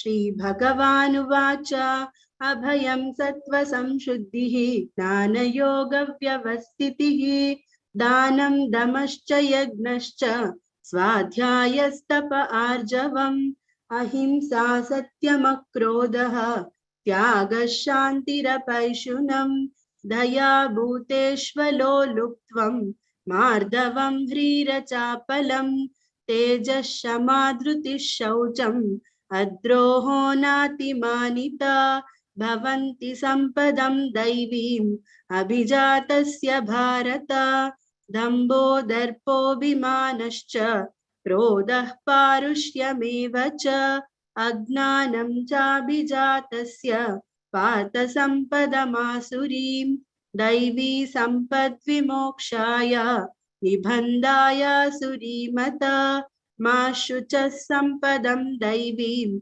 अभिजातोऽसि पाण्डव द्वौ भूतस्सर्गौ लोकेऽस्मिन् दैव आसुर एव च दैवो विस्तरशः प्रोक्तः आसुरं पार्थ मे शृणु प्रवृत्तिं च निवृत्तिं च जनाना विदुरासुराः न शौचं नापि चाचारः न सत्यं तेषु विद्यते असत्यमप्रतिष्ठन्ते जगदाहुरनीश्वरम् अपरस्परसम्भूतं किमन्यात् कामहैतुकम् एतां दृष्टिमवष्टभ्य नष्टात्मानोऽल्पबुद्धयः प्रभवन्त्युग्रकर्माणः क्षयाया जगतो हिताः काममाश्रित्य दुष्पूरं दम्भमानमदान्विताः मोहात् गृहीत्वा सद्ग्राहान् प्रवर्तन्ते शुचिव्रताः चिन्तामपरिमेयाञ्च प्रलयान्तामुपाश्रिताः कामोपभोगपरमाः एतावदिति निश्चिताः आशापाशशतैर्बद्धाः कामक्रोधपरायणाः इहन्ते कामभोगार्थम् अन्यायेनार्थसञ्चयान् इदमद्य मया लब्धम् इमं प्राप्स्ये मनोरथम् इदमस्तीदपि मे भविष्यति पुनर्धनम् असौ मया हतः शत्रुः हनिष्ये चापरानपि ईश्वरोऽहमहं भोगी सिद्धोऽहं बलवान् सुखी आढ्योऽभिजनवानस्मि कोऽन्योऽस्ति सदृशो मया यक्ष्ये दास्यामि मोदिष्ये इत्यज्ञानविमोहिताः अनेकचित्तविभ्रान्ताः मोहजालसमावृताः प्रसक्ता कामभोगेषु पतन्ति नरकेषु च आत्मसम्भाविता स्तब्धाः धनमानमदान्विताः यजन्ते नाम यज्ञैस्ते दम्भेनाविधिपूर्वकम् अहङ्कारं बलं दर्पं कामं क्रोधं च संश्रिताः मामात्मा परदेहेषु प्रद्विषन्तोऽभ्यसूयकाः तानहं द्विषतः क्रूरान् संसारेषु नराधमान् क्षिपाम्यजस्रमशुभान् आसुरीष्वेव योनिषु आसुरीं योनिमापन्नाः मूढा जन्मनि जन्मनि मामप्राप्यैव कौन्तेय ततो यान्त्यधमां गतिम् त्रिविधं नरकस्येदं द्वारं नाशनमात्मनः कामं क्रोधस्तथा लोभः तस्मादेतत्त्रयं त्यजेत् एतैर्विमुक्तः कौन्तेय तमोद्वारैस्त्रिभिर्नरः आचारत्यात्मनः श्रेयः ततो याति परां गतिम् यशास्त्रविधिमुत्सृज्य वर्तते कामकारतः न स सिद्धिमवाप्नोति न सुखं न परां गतिम् तस्मात् शास्त्रं प्रमाणन्ते कार्यकार्यव्यवस्थितौ ज्ञात्वा शास्त्रविधानोक्तं कर्म कर्तुर्मिहार्हसि ॐ तत्सद् इति श्रीमद्भगवद्गीतासु उपनिषत्सु ब्रह्मविद्यायां योगशास्त्रे श्रीकृष्णार्जुन संवादे दैवासुरसम्पद्विभागयोगो नाम षोडशोऽध्यायः। हरे कृष्ण माताजी। हरे कृष्ण हरे कृष्ण कृष्ण कृष्ण राम हरे राम राम राम हरे हरे हरे राम हरे राम राम राम हरे हरे राम हरे राम राम राम हरे राम हरे राम राम राम हरे राम हरे हरे हरे कृष्ण कृष्ण कृष्ण हरे हरे हरे राम राम राम हरे हरे हरे कृष्ण कृष्ण कृष्ण हरे हरे हरे राम राम राम हरे कृष्ण हरे Krishna yes yes Seventeen. oh हरे कृष्ण ओम नमो भगवते वासुदेवाय अथ सप्तदशोऽध्यायः श्रद्धात्रय विभाग योगम् अर्जुन उवाच ये शास्त्रविधिमुत्सृज्य यजन्ते श्रद्धया निताः तेषां निष्ठा तु का कृष्ण सत्त्वमाहो रजस्तमाः श्रीभगवानुवाच त्रिविधा भवति श्रद्धा देहिनां सा स्वभावजा सात्विकी राजसी चैव तामसी चेति तां शृणु सत्त्वानुरूपा सर्वस्य श्रद्धा भवति भारत श्रद्धामयोऽयं पुरुषो यो यश्रद्ध स एव सः यजन्ते सात्विका देवान् यक्षरक्षांसि राजसाः प्रेतान् भूतगणां चान्ये यजन्ते तामसा जनाः अशास्त्रविहितं घोरं तप्यन्ते यो तपो जनाः दम्भाहङ्कारसंयुक्ताः कामरागबलान्विताः कर्षयन्त शरीरस्थं भूतग्राममचेदसाः मां चैवान्त शरीरस्थं तान् विद्यासुरनिश्चयान् आहारस्त्वपि सर्वस्य त्रिविधो भवति प्रियाः यज्ञस्तपस्तथा दानं तेषां वेदमिमं शृणु आयुसत्त्वबलारोग्य सुखप्रीतिविवर्धनाः रस्या स्निग्धा स्थिरा हृद्या आहार सात्विका प्रियाः खड्गम्ललवणत्युष्णा तीक्ष्णरुषविदाहिनाः आहार राजसश्रेष्ठा दुःखशोकमयप्रदाः यादयामं गदरसं पूदिपरुषितं च यत् उच्छिष्टमपि चामेद्यं भोजनं तामसप्रियम् अबलां कांक्षिभिर्यज्ञो विधिदृष्टो य युज्यते यष्टव्यमेवेति मनः समादाय स सात्विकाः अभिसन्धाय तु बलं दम्भार्थमपि चैव यत् युज्यते भरतश्रेष्ठा तं यज्ञं विद्धि राजसं विधिहीनमसृष्टान्नं मन्त्रहीनमदक्षिणं श्रद्धाविरहितं यज्ञं तामसं परिचक्षते देवद्विजगुरुप्राज्ञ पूजनं शौचमार्जवं ब्रह्मचर्य अहिंसा च शारीरं तप उच्यते अनुद्वेगकरं वाक्यं सत्यं प्रियहितं च यत् स्वाध्यायाभ्यासनं चैव वाक्मयं तप उच्यते मनप्रसाद सौम्यत्वं मौनमात्मविनिग्रहः भावसंशुद्धिरित्येतत् तपो मानसमुच्यते श्रद्धया परया तप्तं तपस्तत्त्रिविधं नरैः अबलां कांक्षिभिर्युक्ते सात्विकं परिचक्षते सत्कारमानपूजार्थं तपोदम्भेन चैव यत् क्रियते तदिह प्रोक्तं राजसं चलमध्रुवं मूढग्राहेणात्मनो यत् पीडया क्रियते तपः परशो साधनार्थं वा तत्तामसमुदाहृतं दातव्यमिति तद्दानं दीयते अनुपकारिणे देशे काले च पात्रे च तद्दानं सात्विकं स्मृतं यत्तु प्रत्युपकारार्थं फलमुद्दिश्य वा पुनः दीयते च परिक्लिष्टं यद्दानं राजसं स्मृतम् अद्देशकाले यद्दानम् अपात्रेभ्यश्च दीयते असत्कृत अवज्ञातं तत्तामसमुदाहृतम् ओम सत्सदीति निर्देशो ब्राह्मणस्त्रिविधः स्मृताः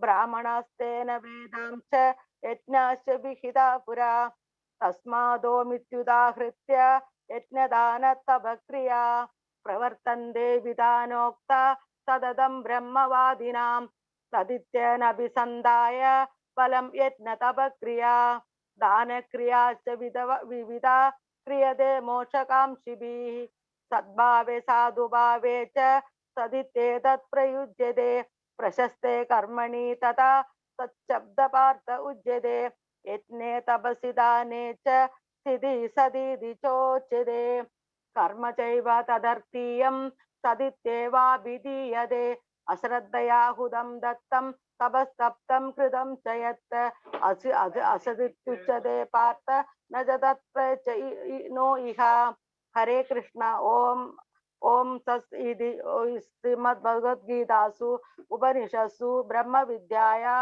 योगशास्त्रे श्रीकृष्ण अर्जुन संवादे श्रद्धात्रय योग विभाग नाम अध सप्तदशोऽध्यायः हरे कृष्ण हरे कृष्ण हरे हरे कृष्ण हरे राम हरे राम हरे Krishna Ram Ram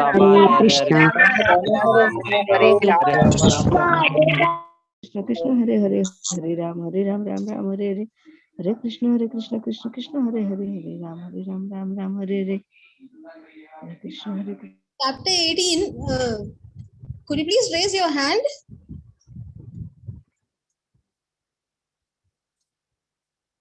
We have Indira Mataji.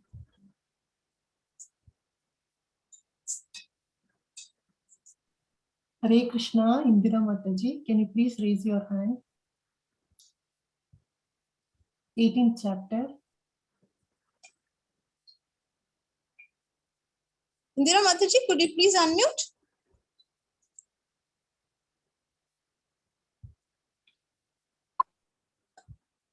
Indira Mataji, have you been assigned chapter 3? Hare Krishna Mataji. Yeah, have you been assigned to you, Mataji? Hare Krishna. Hare Krishna Mataji. Sannyasasya mahabhavo Arjuna uvacha Sannyasasya mahabhavo Tattvamiccami veditum Yagasya cha Hrishikesha Pratakeshi nishodhana.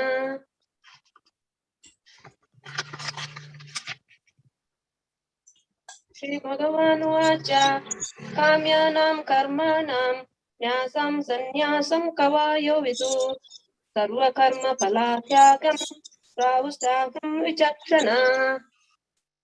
Tyajam dosha vedityeke Karma pravurma vurnishina Yajnadhana tapa karma Na tyajamiti chapare. Nischayam shunu me tatra Tyage bharata sattama Tyago hi purusha vyagra Trividha samprakirtita. Yajnadhana tapa karma na tyajam karyameva tat yajnodhanam tapaschaiva pavanani manishinam. Etyanapitu karmani sajnatam tyakta phalani cha karthavyaniti me partha nishchitam matamuttamam. Nihatasya tu sanyasya karmano nopadyate mohatasya parityaga tamasa parikirtita. Dukkhamiteva yat karma kaya klesha bhayatvat tet sakritva rajasam tyagam naivo tyaga phalam labet. Karyamityeva yat karma niyatam kriyate arjuna Sanjyatyakta phalam chaiva sa tyaga swathiko mataha.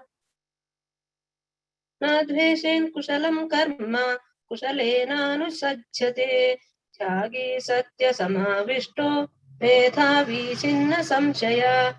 Hare Krishna Mataji.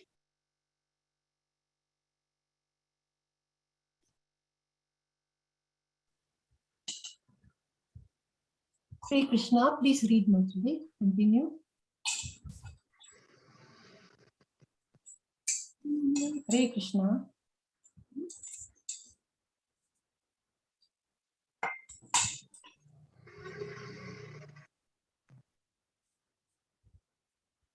Please continue.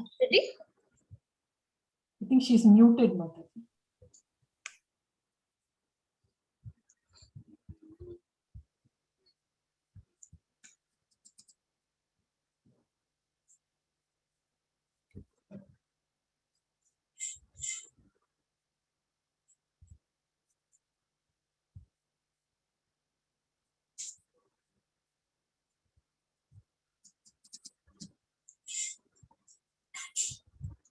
Hare Krishna, Indira Mataji, please continue.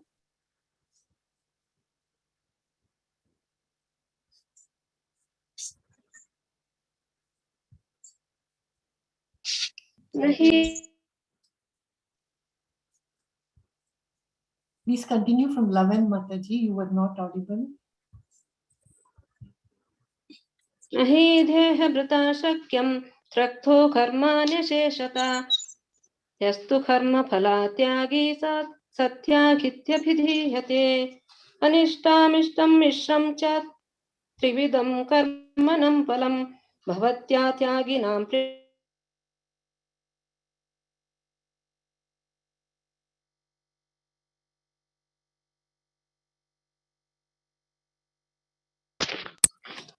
Pashyatani mahabhavo karanani nibodhame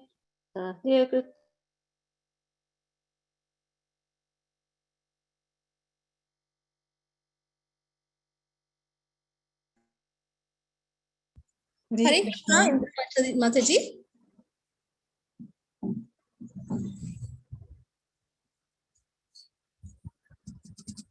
I think she has network issue. Hare Krishna.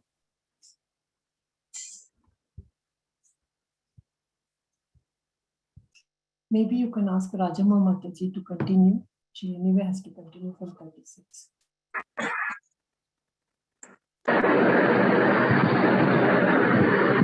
Rajamma Mataji.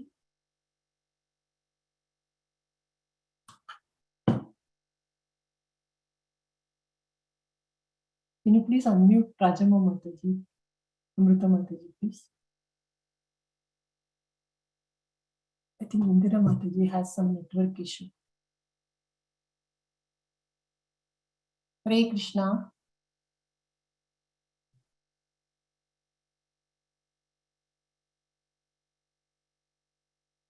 Amrita Mataji. Hare Krishna. In case somebody wishes to continue, could the person please message me? Yeah.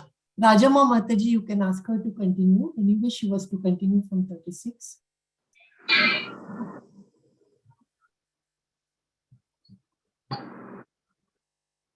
You can unmute her, please. Hare Krishna, Rajamma Mataji.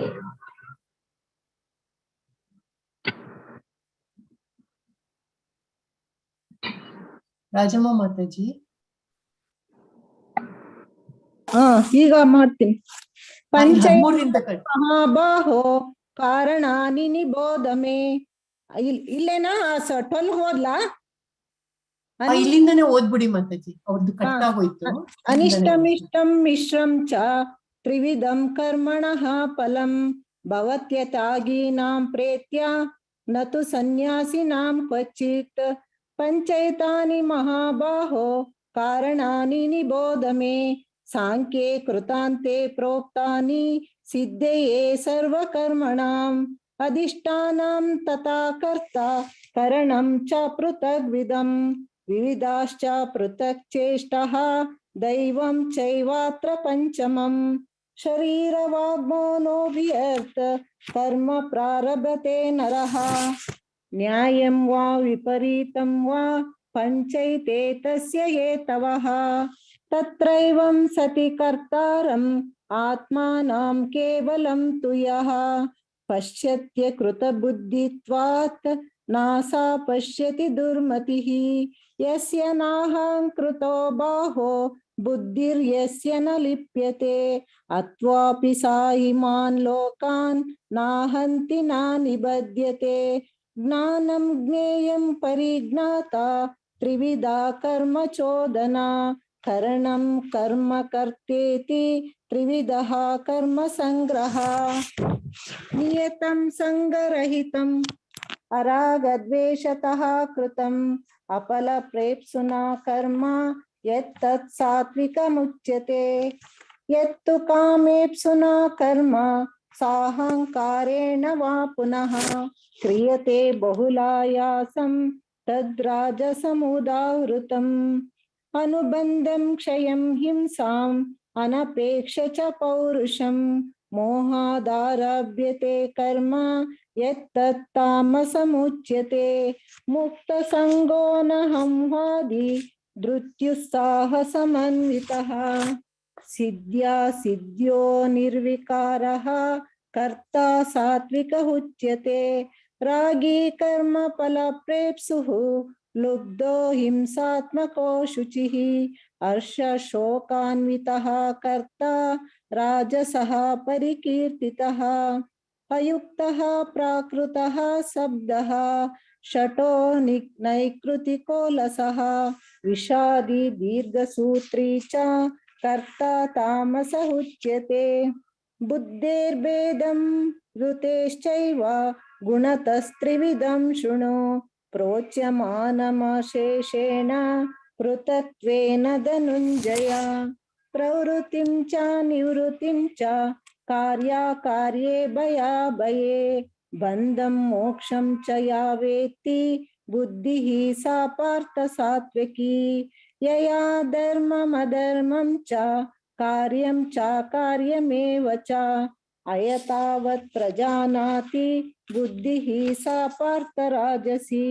ಅಧರ್ಮಂ ಧರ್ಮಮಿತಿ ಯಾ मन्यते तमसावृता सर्वार्थान् विपरीतांशा बुद्धिः सा पार्थ तामसी धृत्या यया धारयते मनः प्राणेन्द्रियक्रियाः योगेन व्यभिचारिण्या धृतिः सा पार्थ सात्विकी यया तु धर्म कामार्थान् धृत्या धारयते अर्जुन प्रसंगेन फलकांक्षी धृतिः सा पार्थ राजसी यया स्वप्नं भयाशोकं विषादं मदमेव च न विमुञ्चन्ति दुर्मेधाः धृतिः सा पार्थ तामसी सुखं त्विदानीं त्रिविधं शृणु मे भरतर्षभ अभ्यासाद् रमते यत्र दुःखान्तं च निगच्छति यत्तदग्रे विषमिव परिणामेऽमृतोपमं तत्सुखं सात्विकं प्रोक्तम् आत्मबुद्धिप्रसादजं विषयेन्द्रिय संयोगात् यत्तदग्रहमृतोपमं परिणामे विषमिव तत्सुखं राजसं स्मृतम् यदग्रे चानुबन्धे च सुखं मोहनमात्मनः निद्रालस्य प्रमादोत्तं तत्तामसमुदावृतं न तदस्ति पृथिव्यां वा दिवि देवेषु वा पुनः सत्वं प्रकृतिजैमुक्तं यदेभिः स्यात् त्रिभिर्गुणैः ब्राह्मणा क्षत्रिया विशां शूद्राणां च परन्तप कर्माणि प्रविभक्तानि स्वभावा प्रभवैर्गुणैः शमोदमस्तपः शौचं क्षान्तिराजर्वमेव च ज्ञानं विज्ञानमास्तिक्यं ब्रह्म कर्म स्वभावजं शौर्यं तेजो धृतिद्राक्ष्यं युद्धे चाप्यपलायनं दानमीश्वर भावश्च क्षात्रं कर्म स्वभावजं कृषि गोरस्य वाणिज्यं वैश्या कर्म स्वभावजं परिचयात्मकं कर्म शूद्रस्यापि स्वभावजं स्वे स्वे कर्मण्यभिरतः संसिद्धिं लभते नरः स्वकर्मनिरतः सिद्धिं यथा विन्दति शत्रुणु यथा प्रवृत्तिभूतानां येन सर्वमिदं ततं स्वकर्मणा तमभ्यश्च सिद्धिं विन्दति मानवः श्रेयान् स्वधर्मो विगुणः परधर्मा स्वनुष्ठितात्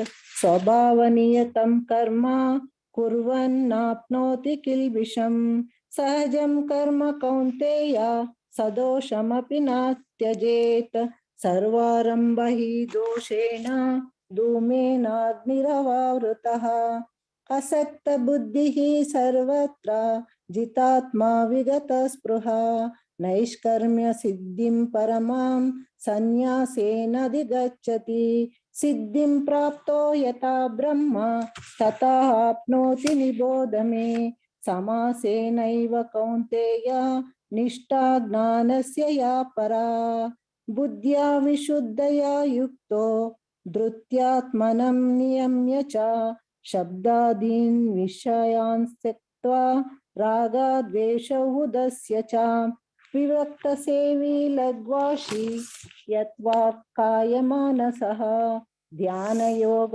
परो नित्यं वैराग्यं समुपाश्रितः अहंकारं बलं दर्पं कामं क्रोधं परिग्रहं विमुच्य निर्ममः शांतो ब्रह्मभूयाय कल्पते ब्रह्मभूतः प्रसन्नात्मा न शोचति न कांक्षति समः सर्वेषु भूतेषु मद्भक्तिं लभते परां भक्त्या माभिजानाति यावान् यश्चास्मि तत्त्वतः ततो मां तत्त्वतो ज्ञात्वा विशते तदनन्तरम् सर्वकर्माण्यपि सदा कुर्वाणो मद्व्यपाश्रयः मत्प्रसादादवप्नोति शाश्वतं पदमव्ययम् चेतसा सर्वकर्माणि मयि सन्न्यस्य मत्परः बुद्धियोगामुपश्रित्य मच्चित्तः सततं भव मच्चित्तः सर्वदुर्गाणि मत्प्रसादात् करिष्यसि अत चेत् त्वमहङ्कारात् न श्रोष्यसि विनश्यसि यदहङ्कारमाश्रित्य न ह्योत्स्याहीति मन्यसे मिथ्येष व्यवसायस्ते प्रकृतिस्त्वां नियोक्ष्यति स्वभावजेन कौन्तेय निबद्धः स्वेन कर्मणा कर्तुं नेच्छसि यन्मोहात् करिष्यस्य वशोऽपि तत् ईश्वरः सर्वभूतानां हृद्देशार्जुन तिष्ठति भ्रामयन् सर्वभूतानि यन्त्ररूढानि मायया तमेव शरणं गच्छ सर्वभावेन भारत तत्प्रसादात् परां शान्तिं स्थानं प्राप्स्यसि शाश्वतम् इति ते ज्ञानमज्ञातं गुह्यात् गुह्यतरं मया विमृश्येत्तदा शेषेण यथेच्छसि तथा कुरु सर्वगुह्यतमं भूयः शृणु मे परं वचः इष्टोऽसि मे दृढमिति ततो वक्ष्यामि ते हितम् मन्मना भव मद्भक्त्यो मद्याजी मां नमस्कुरु मामे वैश्यसि सत्यं ते प्रतिजाने प्रियोऽसि मे सर्वधर्मान् परित्यज्य मामेकं शरणं व्रज अहं त्वा सर्वपापेभ्यो मोक्षयिष्यामि मा शुचः इदं ते न तपस्काय न भक्ताय कदाचन न चाशुशुश्रूवे वाच्यं न च मां योऽभ्यसूयति या इयं परमं गुह्यं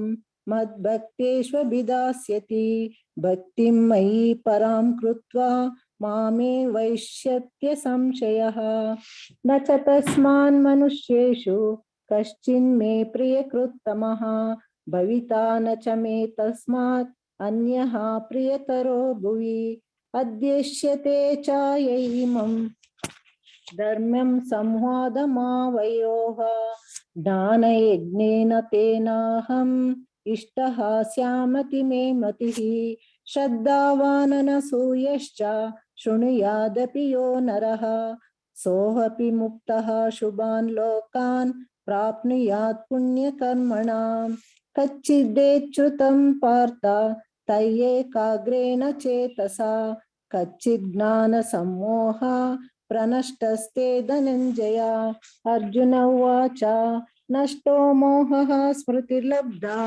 तत्त्वप्रसादान्मयाच्युत स्थितोऽस्मि गतसन्देह करिष्ये वचनं तव सञ्जय उवाच इत्यहं वासुदेवस्य पार्थस्य च महात्मनः संवादमिममाश्रौषम् अद्भुतं रोमहर्षणं व्यासप्रसादाच्छ्रुतवान् एतद् गुह्यमहं परं योगं योगेश्वरात् कृष्णात् साक्षात् कथयतः स्वयं राजन् संस्कृत्य संवादमिममद्भुतं केशवार्जुनयोः पुण्यं हृष्यामि च मुहुर्मुहुः तच्च संस्कृत्य रूपमत्यद्भुतं हरेः विस्मयो मे महान् राजन् हृष्यामि च पुनः पुनः यत्र योगेश्वर कृष्णो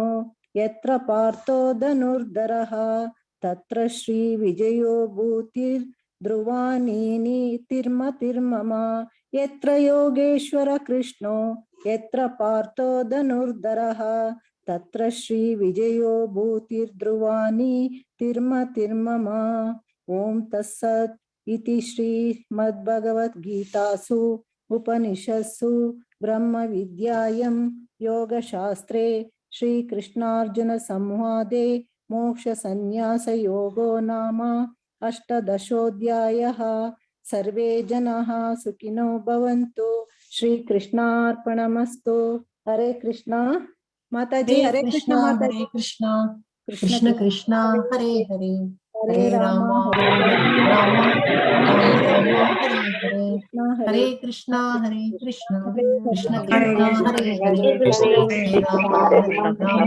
Krishna Krishna Hare Hare, Hare Rama, Hare Rama, Hare Rama Rama Hare Hare Hare Hare Rama Rama Rama Rama Hare Hare Hare Krishna Hare Krishna Hare Rama Rama Rama Hare Hare Hare Krishna Krishna Krishna Rama Rama Hare Hare Krishna Hare Krishna Hare Rama Rama Rama Hare Hare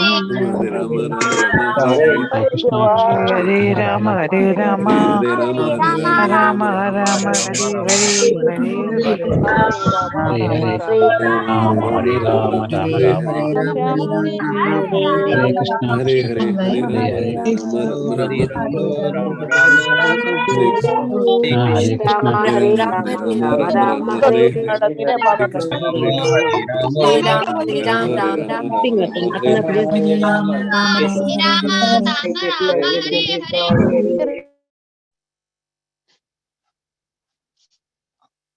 Hare Krishna, just please stay on the line.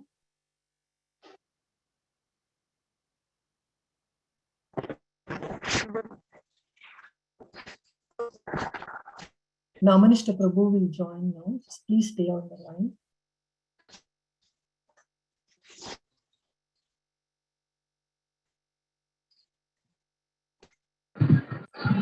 Thank you very much for joining with us today. We'll have Shobha Mataji join us in a while. Please stay.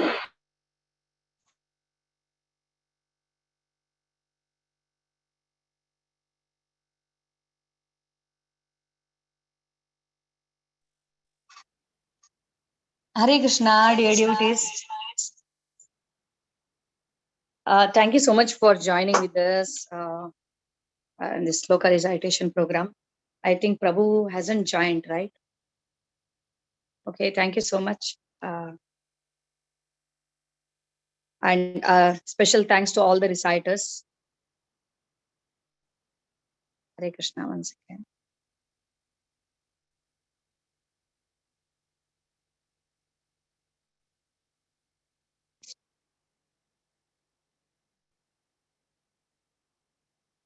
Hare Krishna.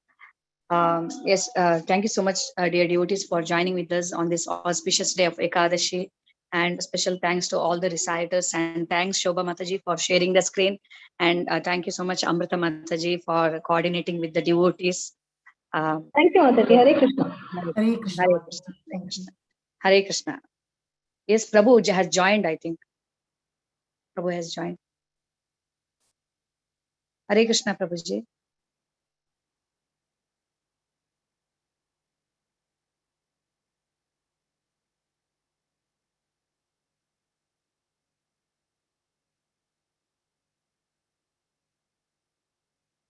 I think I just saw Prabhu unmuted himself. Then Hare Krishna, Prabhuji.